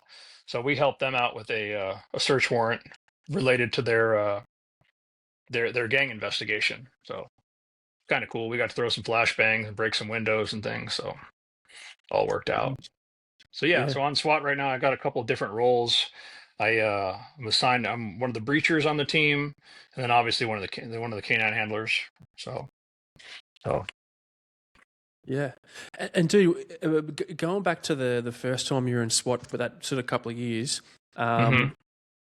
do you have any favorite sort of jobs that you want to detail for what You know, the team was doing back that then? first 2 years was interesting. Again, because of because of the way the administration was at the time, they really didn't like to use us. We had Mm, several opportunities, yeah, where we could, push the SWAT button and have the team come out and handle a situation. But for one reason or another, they just didn't do it. Uh, they would actually call other agencies and have their team handle problems in our city, which which is really kind of emasculating for like, hey, I'm on the SWAT team, but I have to stay here and let you guys do my job because they don't want to do it. So yeah. yeah, for one reason or another, they didn't want to call us out. They would use the excuse of, oh, overtime, or this doesn't really fit into our thing. We'll let the county deal with it, or it's more related to their crime, so let's let them have it. Like, well, this is our city. We should probably be handling our own shit, but okay. Yeah. Is I'm just that an was Indian. I'm not a chief. it? What's that? Do you think that was a trust thing? Like, is it was a somewhat of a new capability? Um, I don't think we've had at the time, our SWAT team had existed since the mid 90s. oh, So, sorry, I was um, thinking you because you were there 2 years, but the capability wasn't there for two yeah, years. but capability had been there since the 90s. Yeah. I don't think it was a trust thing. I just think it was we want to put our head in the sand and not have it be our problem of that particular administration at the time. Oh, They like outsource the risk, not just the absolutely. operations. Yeah. Yeah. Mm, yeah, yeah. Yeah. Yeah. I fucking hate that shit. So, well, and our current administration is much better. They're all about, no, if it's our city, no, we're handling it. Unless it's beyond our capabilities. We helped out with one 2 years ago. A neighboring agency was doing a search warrant for drugs in our city. Um, and while they were serving the search warrant, one of the suspects came out of the house and started shooting at him. Uh, they didn't the team that was serving the search warrant was not a SWAT team. It was just a narcotics team. So they didn't have any armored vehicles. It was just their unmarked cars, and they were wearing their body armor but no helmets or anything. So these sheriff's deputies were just pinned down while this guy was shooting at them. I think he was shooting at him with a handgun. But so these guys put out the call, and they were actually about 3 blocks from our station when that happened. Hey, we're getting shot at. Can you send some help? So we sent our armored vehicle up there and mobilized all the SWAT guys that we could, at least the ones that were on duty and the ones that were close by that could come in. I responded as well until the rest of that agency's SWAT team could show up. So we just kind of held down the fort until all the other until that agency's team could get all their pieces in place. So, so once they got all of their toys there, we backed out and like, hey, here, it's your show now. So we're here to support you with whatever you guys need. So and they Yeah, ended up nice. they kept our armored vehicle and a couple of our guys just to have there. So Mate, do you want to take us through some jobs with Rudy, and some of your early impressions with him? oh sure, um, I'll start with the fact that he was when I first got that dog, he was so friendly. I was like really impressed. Like, this dog is so nice. Like everybody can just walk up and pet him, and he's so friendly. And I remember talking to one of the kennel hands at Other Horse who brought him out, and he's like, "Yeah, he actually sat here in the kennel for 2 cycles. He was purchased in Europe, and then he didn't get picked up by for 2 classes. Everybody thinks he's too friendly, and he won't be a good police dog." Like, Mm. well, no, I really like him. I think he'll work out, and take a chance. He's really young. Everybody kept saying, no, he's too young. He's too much of a puppy. I think I got him at about 14 months. So, and I didn't know shit. I just figured, I like him. He looks good. He's cool. He's a Malinois. This is awesome. I'm just living the dream. And yeah, we went through class, and he just turned into a little machine. Uh, hit the street running, and yeah, he turned into an absolute Terminator. Turned and bit me a couple times, and I thought, you know what, this is what it's all about. He never bit me and hung on, but it was more like a, hey, dude, I can do it myself kind of thing, and we had a couple of disagreements. Uh, I got a few more holes than I was born with in my body, thanks to that dog. But yeah, we I think we're a pretty damn good team. Uh, he taught me a whole lot. He made me work for it, that's for sure. But he was a damn good street dog, you know. So and a good dog all around. He excelled at everything but obedience. uh, we we participated in several trials and competitions over the years, and that dog won awards in every category that they had, except obedience. We never won an obedience award because he never listened. So at least in competition, he always listened when it counted. So Yeah, like you can recall him if you need to. And yeah, no, good man. oh yeah, Um, and yeah. what about your first job with him, man? Do you remember that one? Yeah, I remember my first bite with him. I actually had two bites in one night, and they were the same. Those were so one and two were in the same night.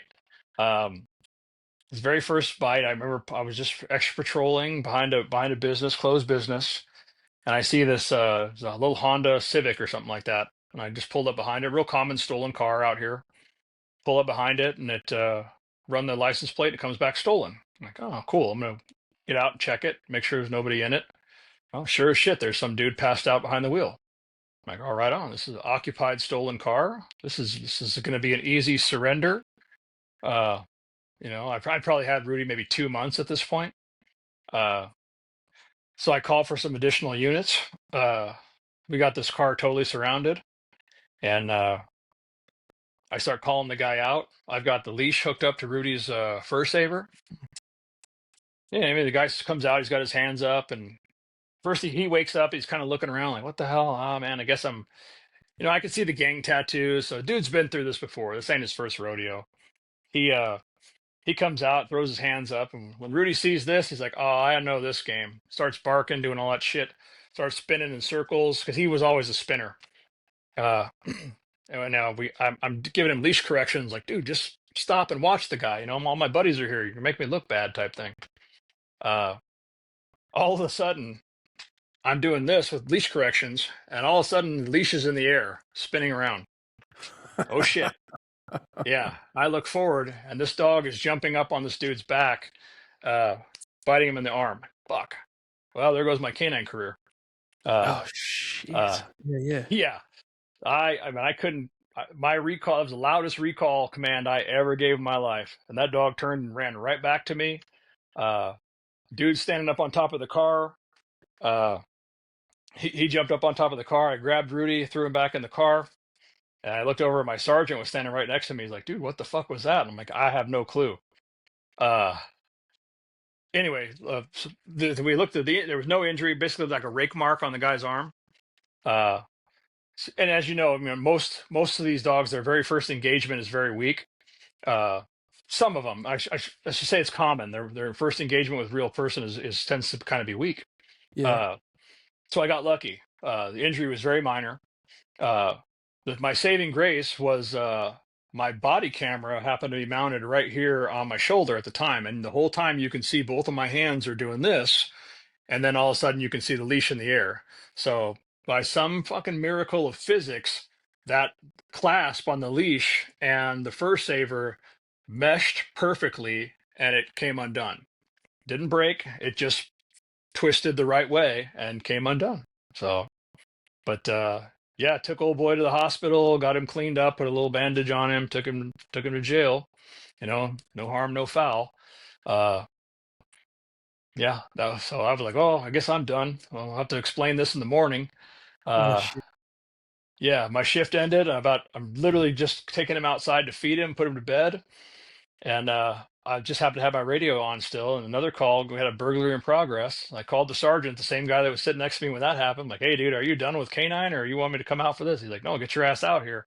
Okay, cool. So, all right, I get another chance.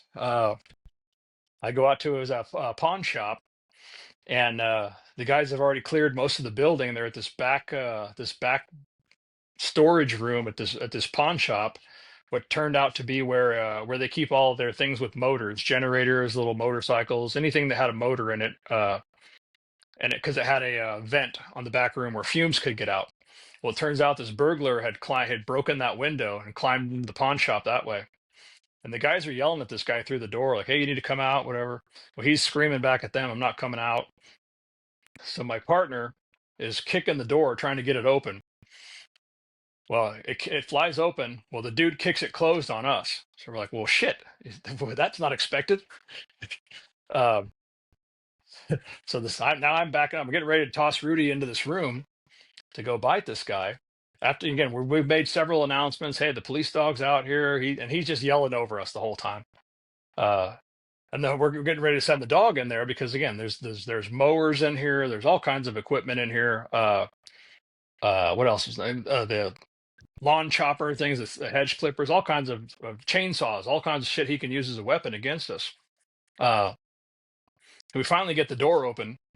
I shoot the dog in there, and I as I look in, I can see the guy hiding under a barbecue. Like they had a portable barbecue in there. Rudy's looking around like, where the hell is he? He can't see him. The dude pops his head up. Rudy takes this dive at him. I'm like, shit. Now my second bite's going to be a face bite. This is really not my day. So ended up being, he just hit him in the face as hard as he could. Ended up being like a muzzle strike. Guy just had like a little cut on his nose. So, but yeah, my first apprehensions as a canine handler were not the best. But yeah, he engaged two people in one night. They weren't great, but and weren't ideal. But he figured out the picture pretty soon after that. We had a couple more in a couple of years. Or as we progressed, he started to figure out the game pretty quick. So it's always interesting to me as I've done this over the years and helped other handlers. It's neat to see when it finally clicks for dogs, when they realize, okay, this is what I'm supposed to do, you know. And I think for Rudy, it was probably his fourth bite that it finally made sense to him that this was supposed to be. And that one was a residential burglary suspect. Guy had broken into a house. Neighbor had called it in and had actually seen the guy climbing out the window. Called us as the dude was running away. We had set up the perimeter on the two houses we thought he was in. Again, made several announcements. We tried to call the helicopter, but we don't have our own helicopter. We called the neighboring agency. They were busy doing their own thing. So, well, at the time we didn't have drones or anything like that. So we'll run with what we got. Searched 1 yard, nothing. Again, made more announcements at the next yard. Like, get ready to go, put him on the threshold, send him through. He rounds a corner, and right as I probably could have caught it had I been faster, but you know how these dogs are with their timing. They're just so fast. As I'm looking in the bushes with my flashlight, as I'm scanning, I'm looking in these bushes, and the thought occurred to me, Adidas stripes don't grow in bushes. Because I see these 3 stripes going in bushes. And right about then, Rudy snaps his head and just dives in this bush.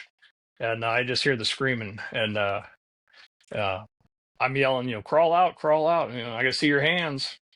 And I just hear the screaming. So I just grab Rudy by the back of the harness, pull him out. And he's just in it to win it at that point. Just back and forth. He's got a good thrash going on. Punching forward. I feel like, like a dad watching his kid score his first goal or hit his first home run. Like, I'm trying to give this guy commands, like, put your hands behind your back, but I want to say, good job, buddy. So yeah, so I got him off the bite and let my partners get in there and do all the handcuffing they needed to do. And, we went and bought him an In-N-Out cheeseburger after that one. So that was a good one. So In-N-Out, beautiful, man. That's nice. Yeah. Yeah. And, he's had a few good ones. Yeah, I was just going to ask, not necessarily how many of you had, but you've obviously had a fair few, given where you work and the kind of work you do with the SWAT team. So, mate, just can you give us the rundown on the SWAT team with the dog man? Is that You said Rudy was the first SWAT dog, right? In your Yeah, agency. yeah. It wasn't really a planned decision like, hey, we're going to add a dog to the SWAT team. Um, it just kind of became organic because I was on the team and I had a dog. Just became another asset that we could use. Um, so we started to throw it in the mix. I guess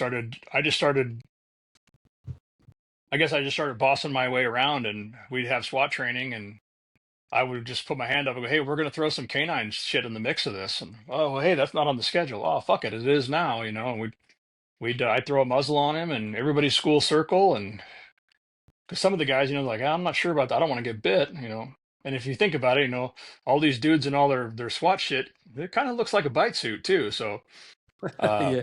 we had to get them over some of that. So I'd scoop him up and do him a little bear hug and just pass him to the next SWAT guy. Uh, I just didn't give them a choice about whether they wanted to train it or not, or if they felt comfortable. This is just shit you have to do. So I'd pass him off, and we just pass him around in a circle. Uh, he wasn't growling and trying to bite anybody. I'm sure it was just as uncomfortable for him as it was for us or for them. Um, that led into we're going to do some building searches in a muzzle. I put a guy down range. I was fortunate that I also had a guy on our SWAT team that didn't mind decoying, um, taking muzzle hits and jumping into suit. So that was all that worked out. Like I said, just kind of developed from there. And fortunately, my sergeant at the time, who's now my SWAT lieutenant, he was all about it. He just thought it was just another good asset that we have. So the again, he was the SWAT sergeant. He was also what we call our special investigations unit sergeant, who also did some kind of proactive investigation stuff on the side. So I would work with them quite a bit too. They were a 3-man unit that would just go out and do their own thing, whether it be narcotics enforcement, uh, follow up with like fugitive apprehension, stuff like that. So they would call me over when they needed me. And most of those guys on that detail were also on the SWAT team. So it just kind of grew out of that. And, we didn't use him a ton on SWAT uh, operationally to go do for direct apprehensions or anything, but he was more of a deterrent. The few times we used him, we had him out ready to go, but most of the times folks would just surrender. Oh. Yeah. Yeah, it seems that I've not done K9 ops and cops, but it seems like it's a pretty common occurrence, right? Which is funny Yeah. because that's a huge part of the risk mitigation, right? You get a lot of surrenders, I Yeah. imagine, with Mhm. the threat of the dog. Yeah. I mean, I don't mind saying I love talking about that dog. I mean, over the course of his career, he put his mouth on 28 people and probably had 3 times that surrender to him. Uh, it was funny on one of the SWAT deployments. We had a guy he was surrendering, he was backing out, doing all this stuff. But I had kind of I had told my sergeant, I'm like, hey, if this guy tries to run back in the house, I had Rudy on a long line ready to go. I'm like, he's not getting back in the house because we had potential victims inside the house still that could be hostages. So he's like, that's cool, dude. Stay on one side of the armor, and if he makes the run for it, you do it. Well, as the guy's coming out, he stops in the middle of the walkway. I'm like, okay, shit, here we go. Well, one of our negotiators stepped out and kind of met the guy halfway, and Rudy, I saw his view go from the suspect to the negotiator, and the barking got really intense, and I could tell in this damn dog's mind, like, motherfucker, that's my toy, not yours. And at that point, one of my cover guys was over the top of me, and Rudy looked up at him, and I could tell me he was getting a little frustrated and like, ah, shit, here we go. It's either going to be one of my SWAT guys that gets bit. So I went to go adjust Rudy, and he turned to bit my arm, but that was just frustration. But like, all right, well, I guess he's done with this mission. So, but that happened more than a few times. He would just nip me out of frustration, but he never held on. So, but yeah, he was always a very good operational dog. You know. Yeah. And when he retired, did you get another dog, or are you just off K9 now? Yeah, so I did. It worked out kind of a perfect storm, I guess. So at the time we had 2 dogs when Rudy retired, my partner Nick, he had his dog Petey. Uh, Petey at the time was he's 3 and a larger Malinois. Also trained in narcotics detection. Well, Nick had tested for detective and scored really well. Well, the chief at the time had approached him and said, "Hey, dude, you tested really well. I'd like to promote you." And it's always it sucks for handlers if they want to move up in their career, they got to give up their dog. So, but Nick said, he goes, "I don't really want to promote, but if I promote, at least I can turn the dog over to you." And it just happened that Rudy was at that age where it's probably time for him to retire. So that's what happened. Nick promoted, and I took over his dog, and Rudy retired.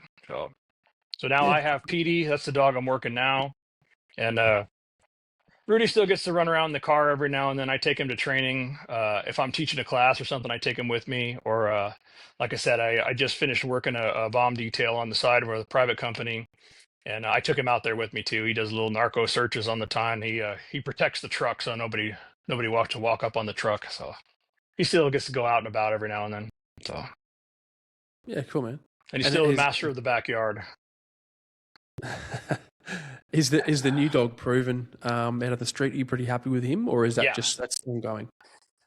No, he's been on the street. So my partner Nick had him on the street for about 2.5 years, and then Oh, I've had okay. him on the street for about a year and a half. So yeah, and he had a couple bites with my partner Nick, and then I've had 2 bites with him. So he does pretty well. He's a good dog. He's very different from Rudy though. Uh, not in a bad way. Just it's the only way I can relate it to people. I tell them it's like if you say, "Oh, you got a new girlfriend. How's she to your last one?" They're different. It's the only way I can explain it. Uh, yeah, Yeah, no, I get it, mate. yeah, And bro, you've been in the cops at this stage, what, bit more than 20 years? just hit 20 years. Yeah. Yeah, dude, what's the flip side of the good parts of that job, man? Like, are you pretty proactive in taking care of yourself, sort of thing? Do you mentor other people through this sort of stuff? Like, how's the job affected you over the years, man? Yeah, I try. I really like working with the young guys. I probably, I mean, if I'm being honest with myself, I probably should have tried to promote a little bit and move up in the agency, but I'm not real good at sitting at a desk. I tried that as a teacher. I don't like sitting in a cubicle filling out forms. I've been hurt a couple times at work where I've had to be on light duty and sit in a cubicle and fill out forms, and it's absolute, you know, horrible. I can't stand doing that. Uh, I like being out there doing stuff. It's probably cliche to be, tip of the spear and all that kind of stuff, but I like going through the door, man. I like being out there with these young guys, and their energy gives me energy. To be around that energy where they want to go out and do stuff and you know take bad guys to jail, that's infectious, and I want to be part of that, for as long Yeah, as I can. So uh, taking care of myself, I think that's part of. I think piggybacking on that, I try to keep that positivity with those guys in there. I try to stay away from the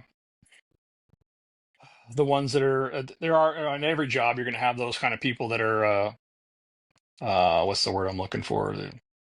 The disgruntled and the malingerers, or they're just there to get a check, and all they want to do is be negative. The energy vampires, if you will, that just want to suck the life out of everybody.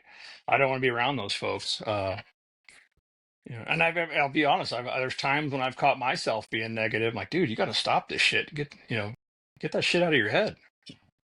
Not everybody's out to get you.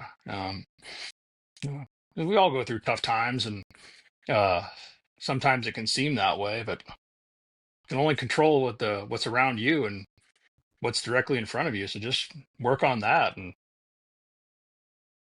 let everything else go. So yeah. And what about home life, man? How's that? Like, obviously your wife and is very supportive. You guys are still together after a long time. yeah, And yeah. you've got got 3 kids. They're all a bit older now, but how does family go? How does family life go being a cop? It's it's interesting. I'm probably not as good at keeping a balance as I should.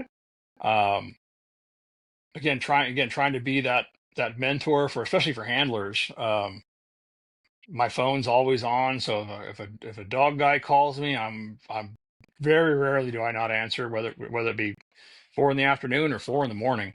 If they need some help or a question, I answer the phone. Sometimes that gets a little old for the wife, but Mm.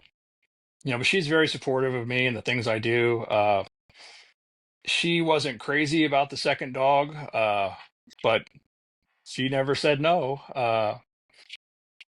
So here we are. She knows this is my passion, and she supports me through it. The kids love it. Matter of fact, my daughter. I don't think it had anything to do with me being a dog handler, but my daughter's. She wants to be a veterinarian. She's actually in vet school right now. So, Good on her, uh, man. The yeah, older, the older she's got a one, couple. What's that? your older daughter. I think So, she was yeah, my 24. daughter. Yeah, she's 24. Yeah, she's got a couple more years, and she'll be a doctor, and then I'll never have to pay a vet bill again in my life. So at least that's what I say. She tells me different, but so Yeah, uh, yeah. And mate, what's the plan, dude? With the cops, with K9, with SWAT, are you just going to hang around, keep going till the wheels fall off, or have I you got don't an know, exit? man. I think so. I think I just want to keep going until the body quits. Like I said, I'll be 49 in a couple weeks, and so far so good. The body's holding up. Um, I want to keep doing it. I'm still having fun. These guys are, like I said, they keep me young. Um, I still think I have something to offer them. I like the instructor aspect of it. Uh, I do a little couple side gigs here and there. I teach when I can. Uh, One of my little side gigs, I work. I teach a class out at Adler Horse International, within the basic K9 Academy, with a couple other buddies of mine, Ed Moscoso and Steve Williams, both highly respected K9 handlers. We call it the full deployment class, and it's basically a 3-day course at the end of the basic K9 Academy, and it's all scenario based, and it's all kind of cold bore scenarios, places they've never seen, scenarios they've never had, and this kind of the idea is to these new canine handlers out of the field, uh, off the training field aspect, and hey, now you're actually a cop with a dog. You're not just a guy on a field with a dog. So get them into thinking about what they'd actually do on the street, when they're out there. And it's rewarding for me to know that these guys are going to be doing it, and especially rewarding when they call you and they go, dude, this happened, and it was just like in class, and my dog did this, and like, fuck, man, that's where the rubber meets the road, and that's a cool feeling. So Yeah, I guess I feel like a man gets to a certain age in his life or a certain time in his life, young, old, whatever. We just want to pass on what you got, hey? yeah, Like almost like just consolidate. I mean, maybe it's different because you're still in the job doing that, but yeah, I don't know. Maybe that's the next thing. I don't know, man. oh yeah, definitely. I find myself doing it at work too. I mean, 20 years, I've had some bumps and bruises along the way at work. Either with bad guys and getting hurt, and or with with admin on the second floor. I've made my share of mistakes and had my time on the beach, so to say. So I can pass on those lessons to the younger guys, and I can tell them, hey, there's a light at the end of the tunnel, man. Just because you fuck something up doesn't mean it's the end of the road. We can fix most of the problems that there are. Uh, I'm just I guess I'm in the command structure, if you will, but I tell these guys, just if you have problems, and I don't need to be in your personal life, but if it's something you think I can help you with, I'm happy to try to help you figure it out. And most of the stuff we can figure out. So, um, one of the things I think about our industry in general, and these, whether it be, military, law enforcement, or whatever, is we're not good about talking our problems, and everybody just says we're fine. Uh, it's always just check on your homies kind of things, and nobody's ever. I think it's we can always say, "How you doing?" Are you doing okay? Well, fuck, what they're gonna say. Everybody's gonna say, "Yeah, I'm fine." Uh, to me, it's much easier to just go down to the local liquor store and buy somebody a white monster and go, "Hey, dude, meet up with me over here," and you know, crack an energy drink with them and start bullshitting with them. You can get more out of what they're really going through out of 5 minutes of sipping an energy drink with somebody than you can trying to be a counselor, if you will. Get a feel of where their head's at. So I've had a couple of cops that I've worked with that uh, you could tell that for one reason or another they weren't ready to come back to work, whether it's something that happened to them, something that happened to their spouse, some shit they were going through. And I've had no problem telling them, dude, go home. You don't need to be here for this shit. Uh, Several years ago, I had a buddy of mine at work who uh, he was actually on shift, and a friend of his shot himself in our jurisdiction, and he responded to the suicide call. Oof.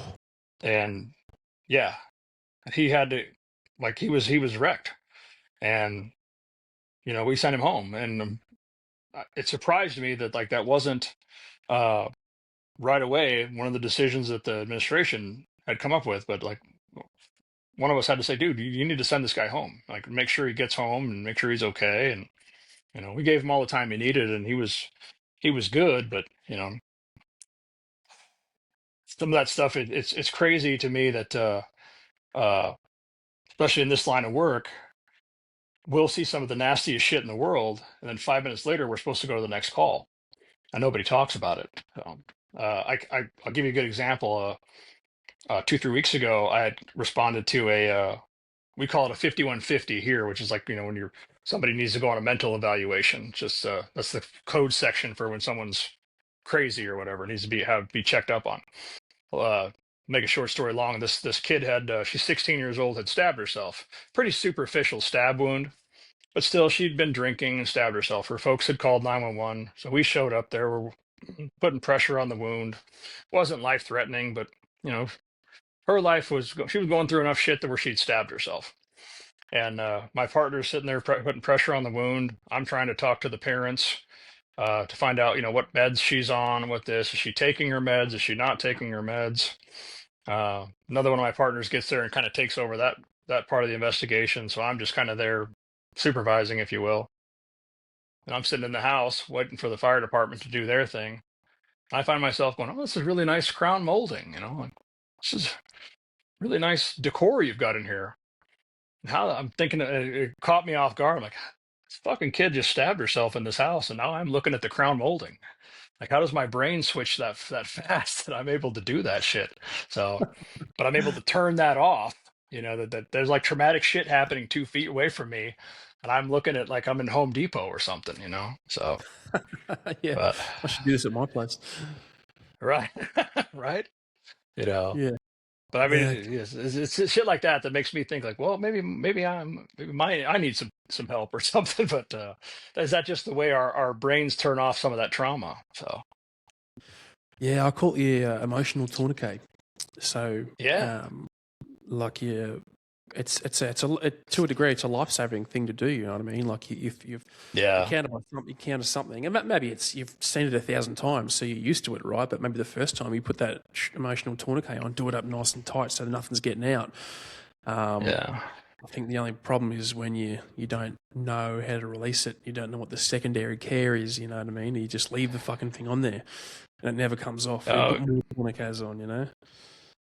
oh, dude. I mean, you're right. And there's times when shit'll catch me off guard too. And it seems like it's the most odd shit. I mean, we were talking about Star Wars earlier off the air or off the recording. And my kid was watching the other day, who just had the old Clone Wars TV show was on background noise. He was watching, doing homework or some shit.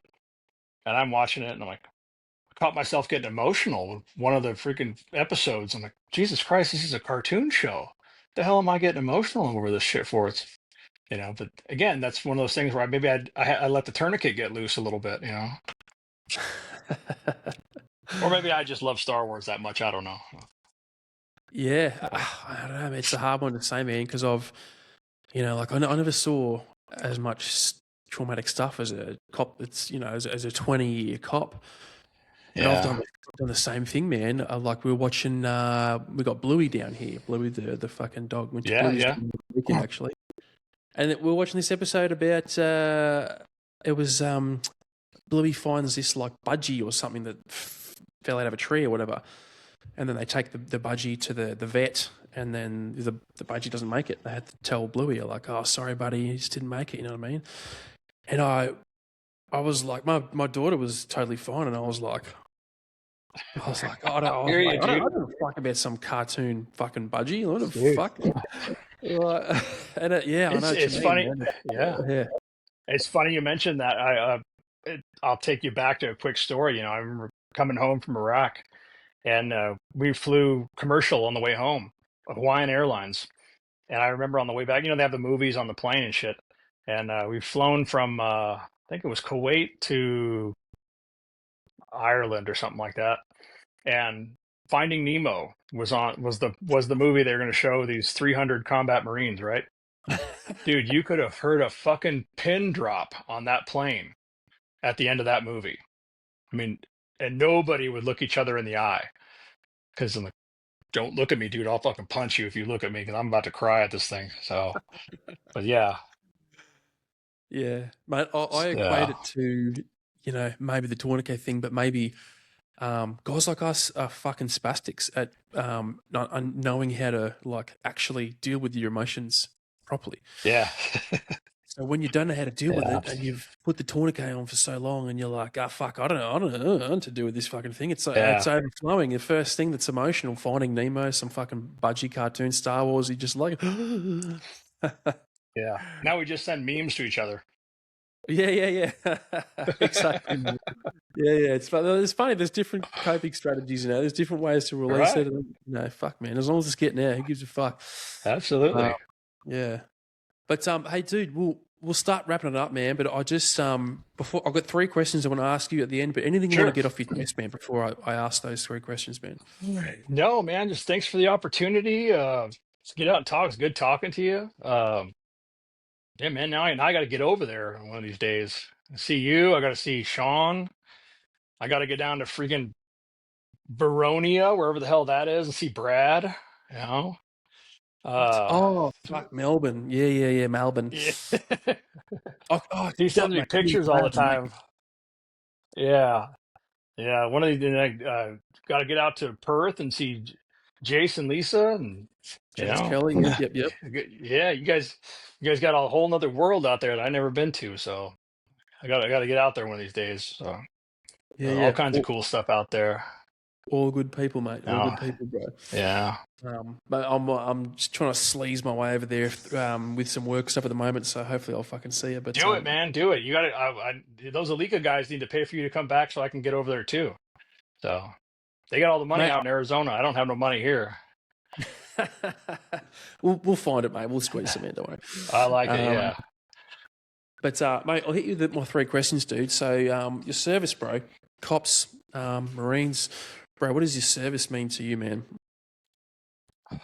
I think it's probably going to sound cheesy, but just being part of something bigger than myself, and I don't know, maybe being a brick in the wall and saying that I stood for something and I did my job. I did my part.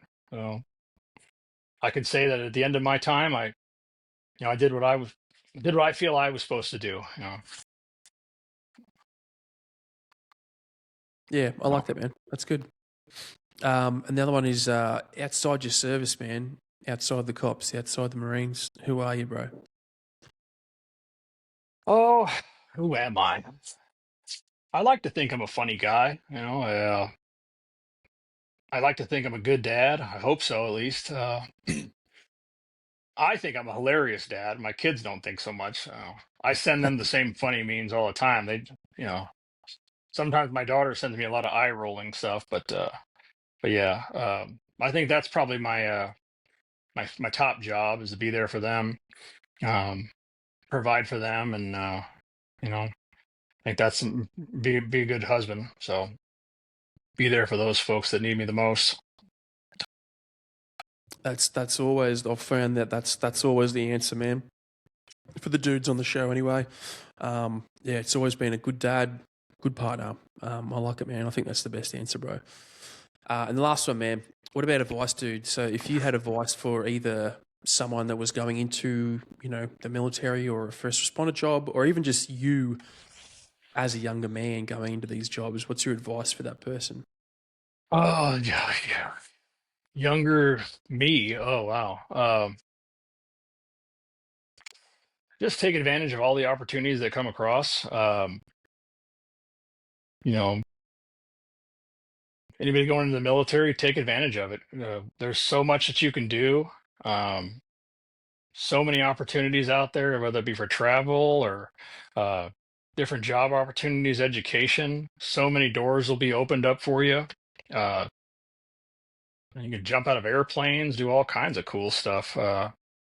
Don't be afraid. It'll give you the confidence to do things down the road. I mean, that you didn't think you could do before. I meet so many people that don't get off. They don't want to leave their village. If nothing else, leave your village. See what the rest of the world is out there. That'll give you the confidence to go try stuff on your own.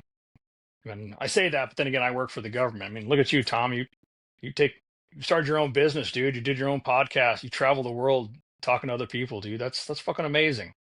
You know, I'm Thanks. guaranteed a check every 2 weeks. I couldn't start my own business. I'm happy working for somebody else. So, Uh, get out there and do it. Just try it. Fuck it. yeah, Stand on the edge of the abyss and step over, man. I like it, Oh, man. Dude, that's good, man. Hey, Quinn, mate, we'll wrap it up there, bro. But, dude, thank you so much, man, for coming on the potty. thanks for Finally. having me, man. Finally. Appreciate it. And yeah, man, Thank you for dude, having me. fucking good luck just being a dad, good man, good husband, good cop, good SWAT dude, good K9 handler, good friend. Thank you, man. I appreciate it, dude. And I'll hit the tin on this I button. appreciate it, brother. All right. For those of you watching and listening at home, I'll see you next time. Thanks for listening to that episode. We've got more episodes on the way. In the meantime, check out warriorsandwardens.com for keynote speaking or workshops for operational readiness and longevity in military or first responder teams using emotional well-being and sharing lived experience. I'm your host, Tom Brown. See you next time.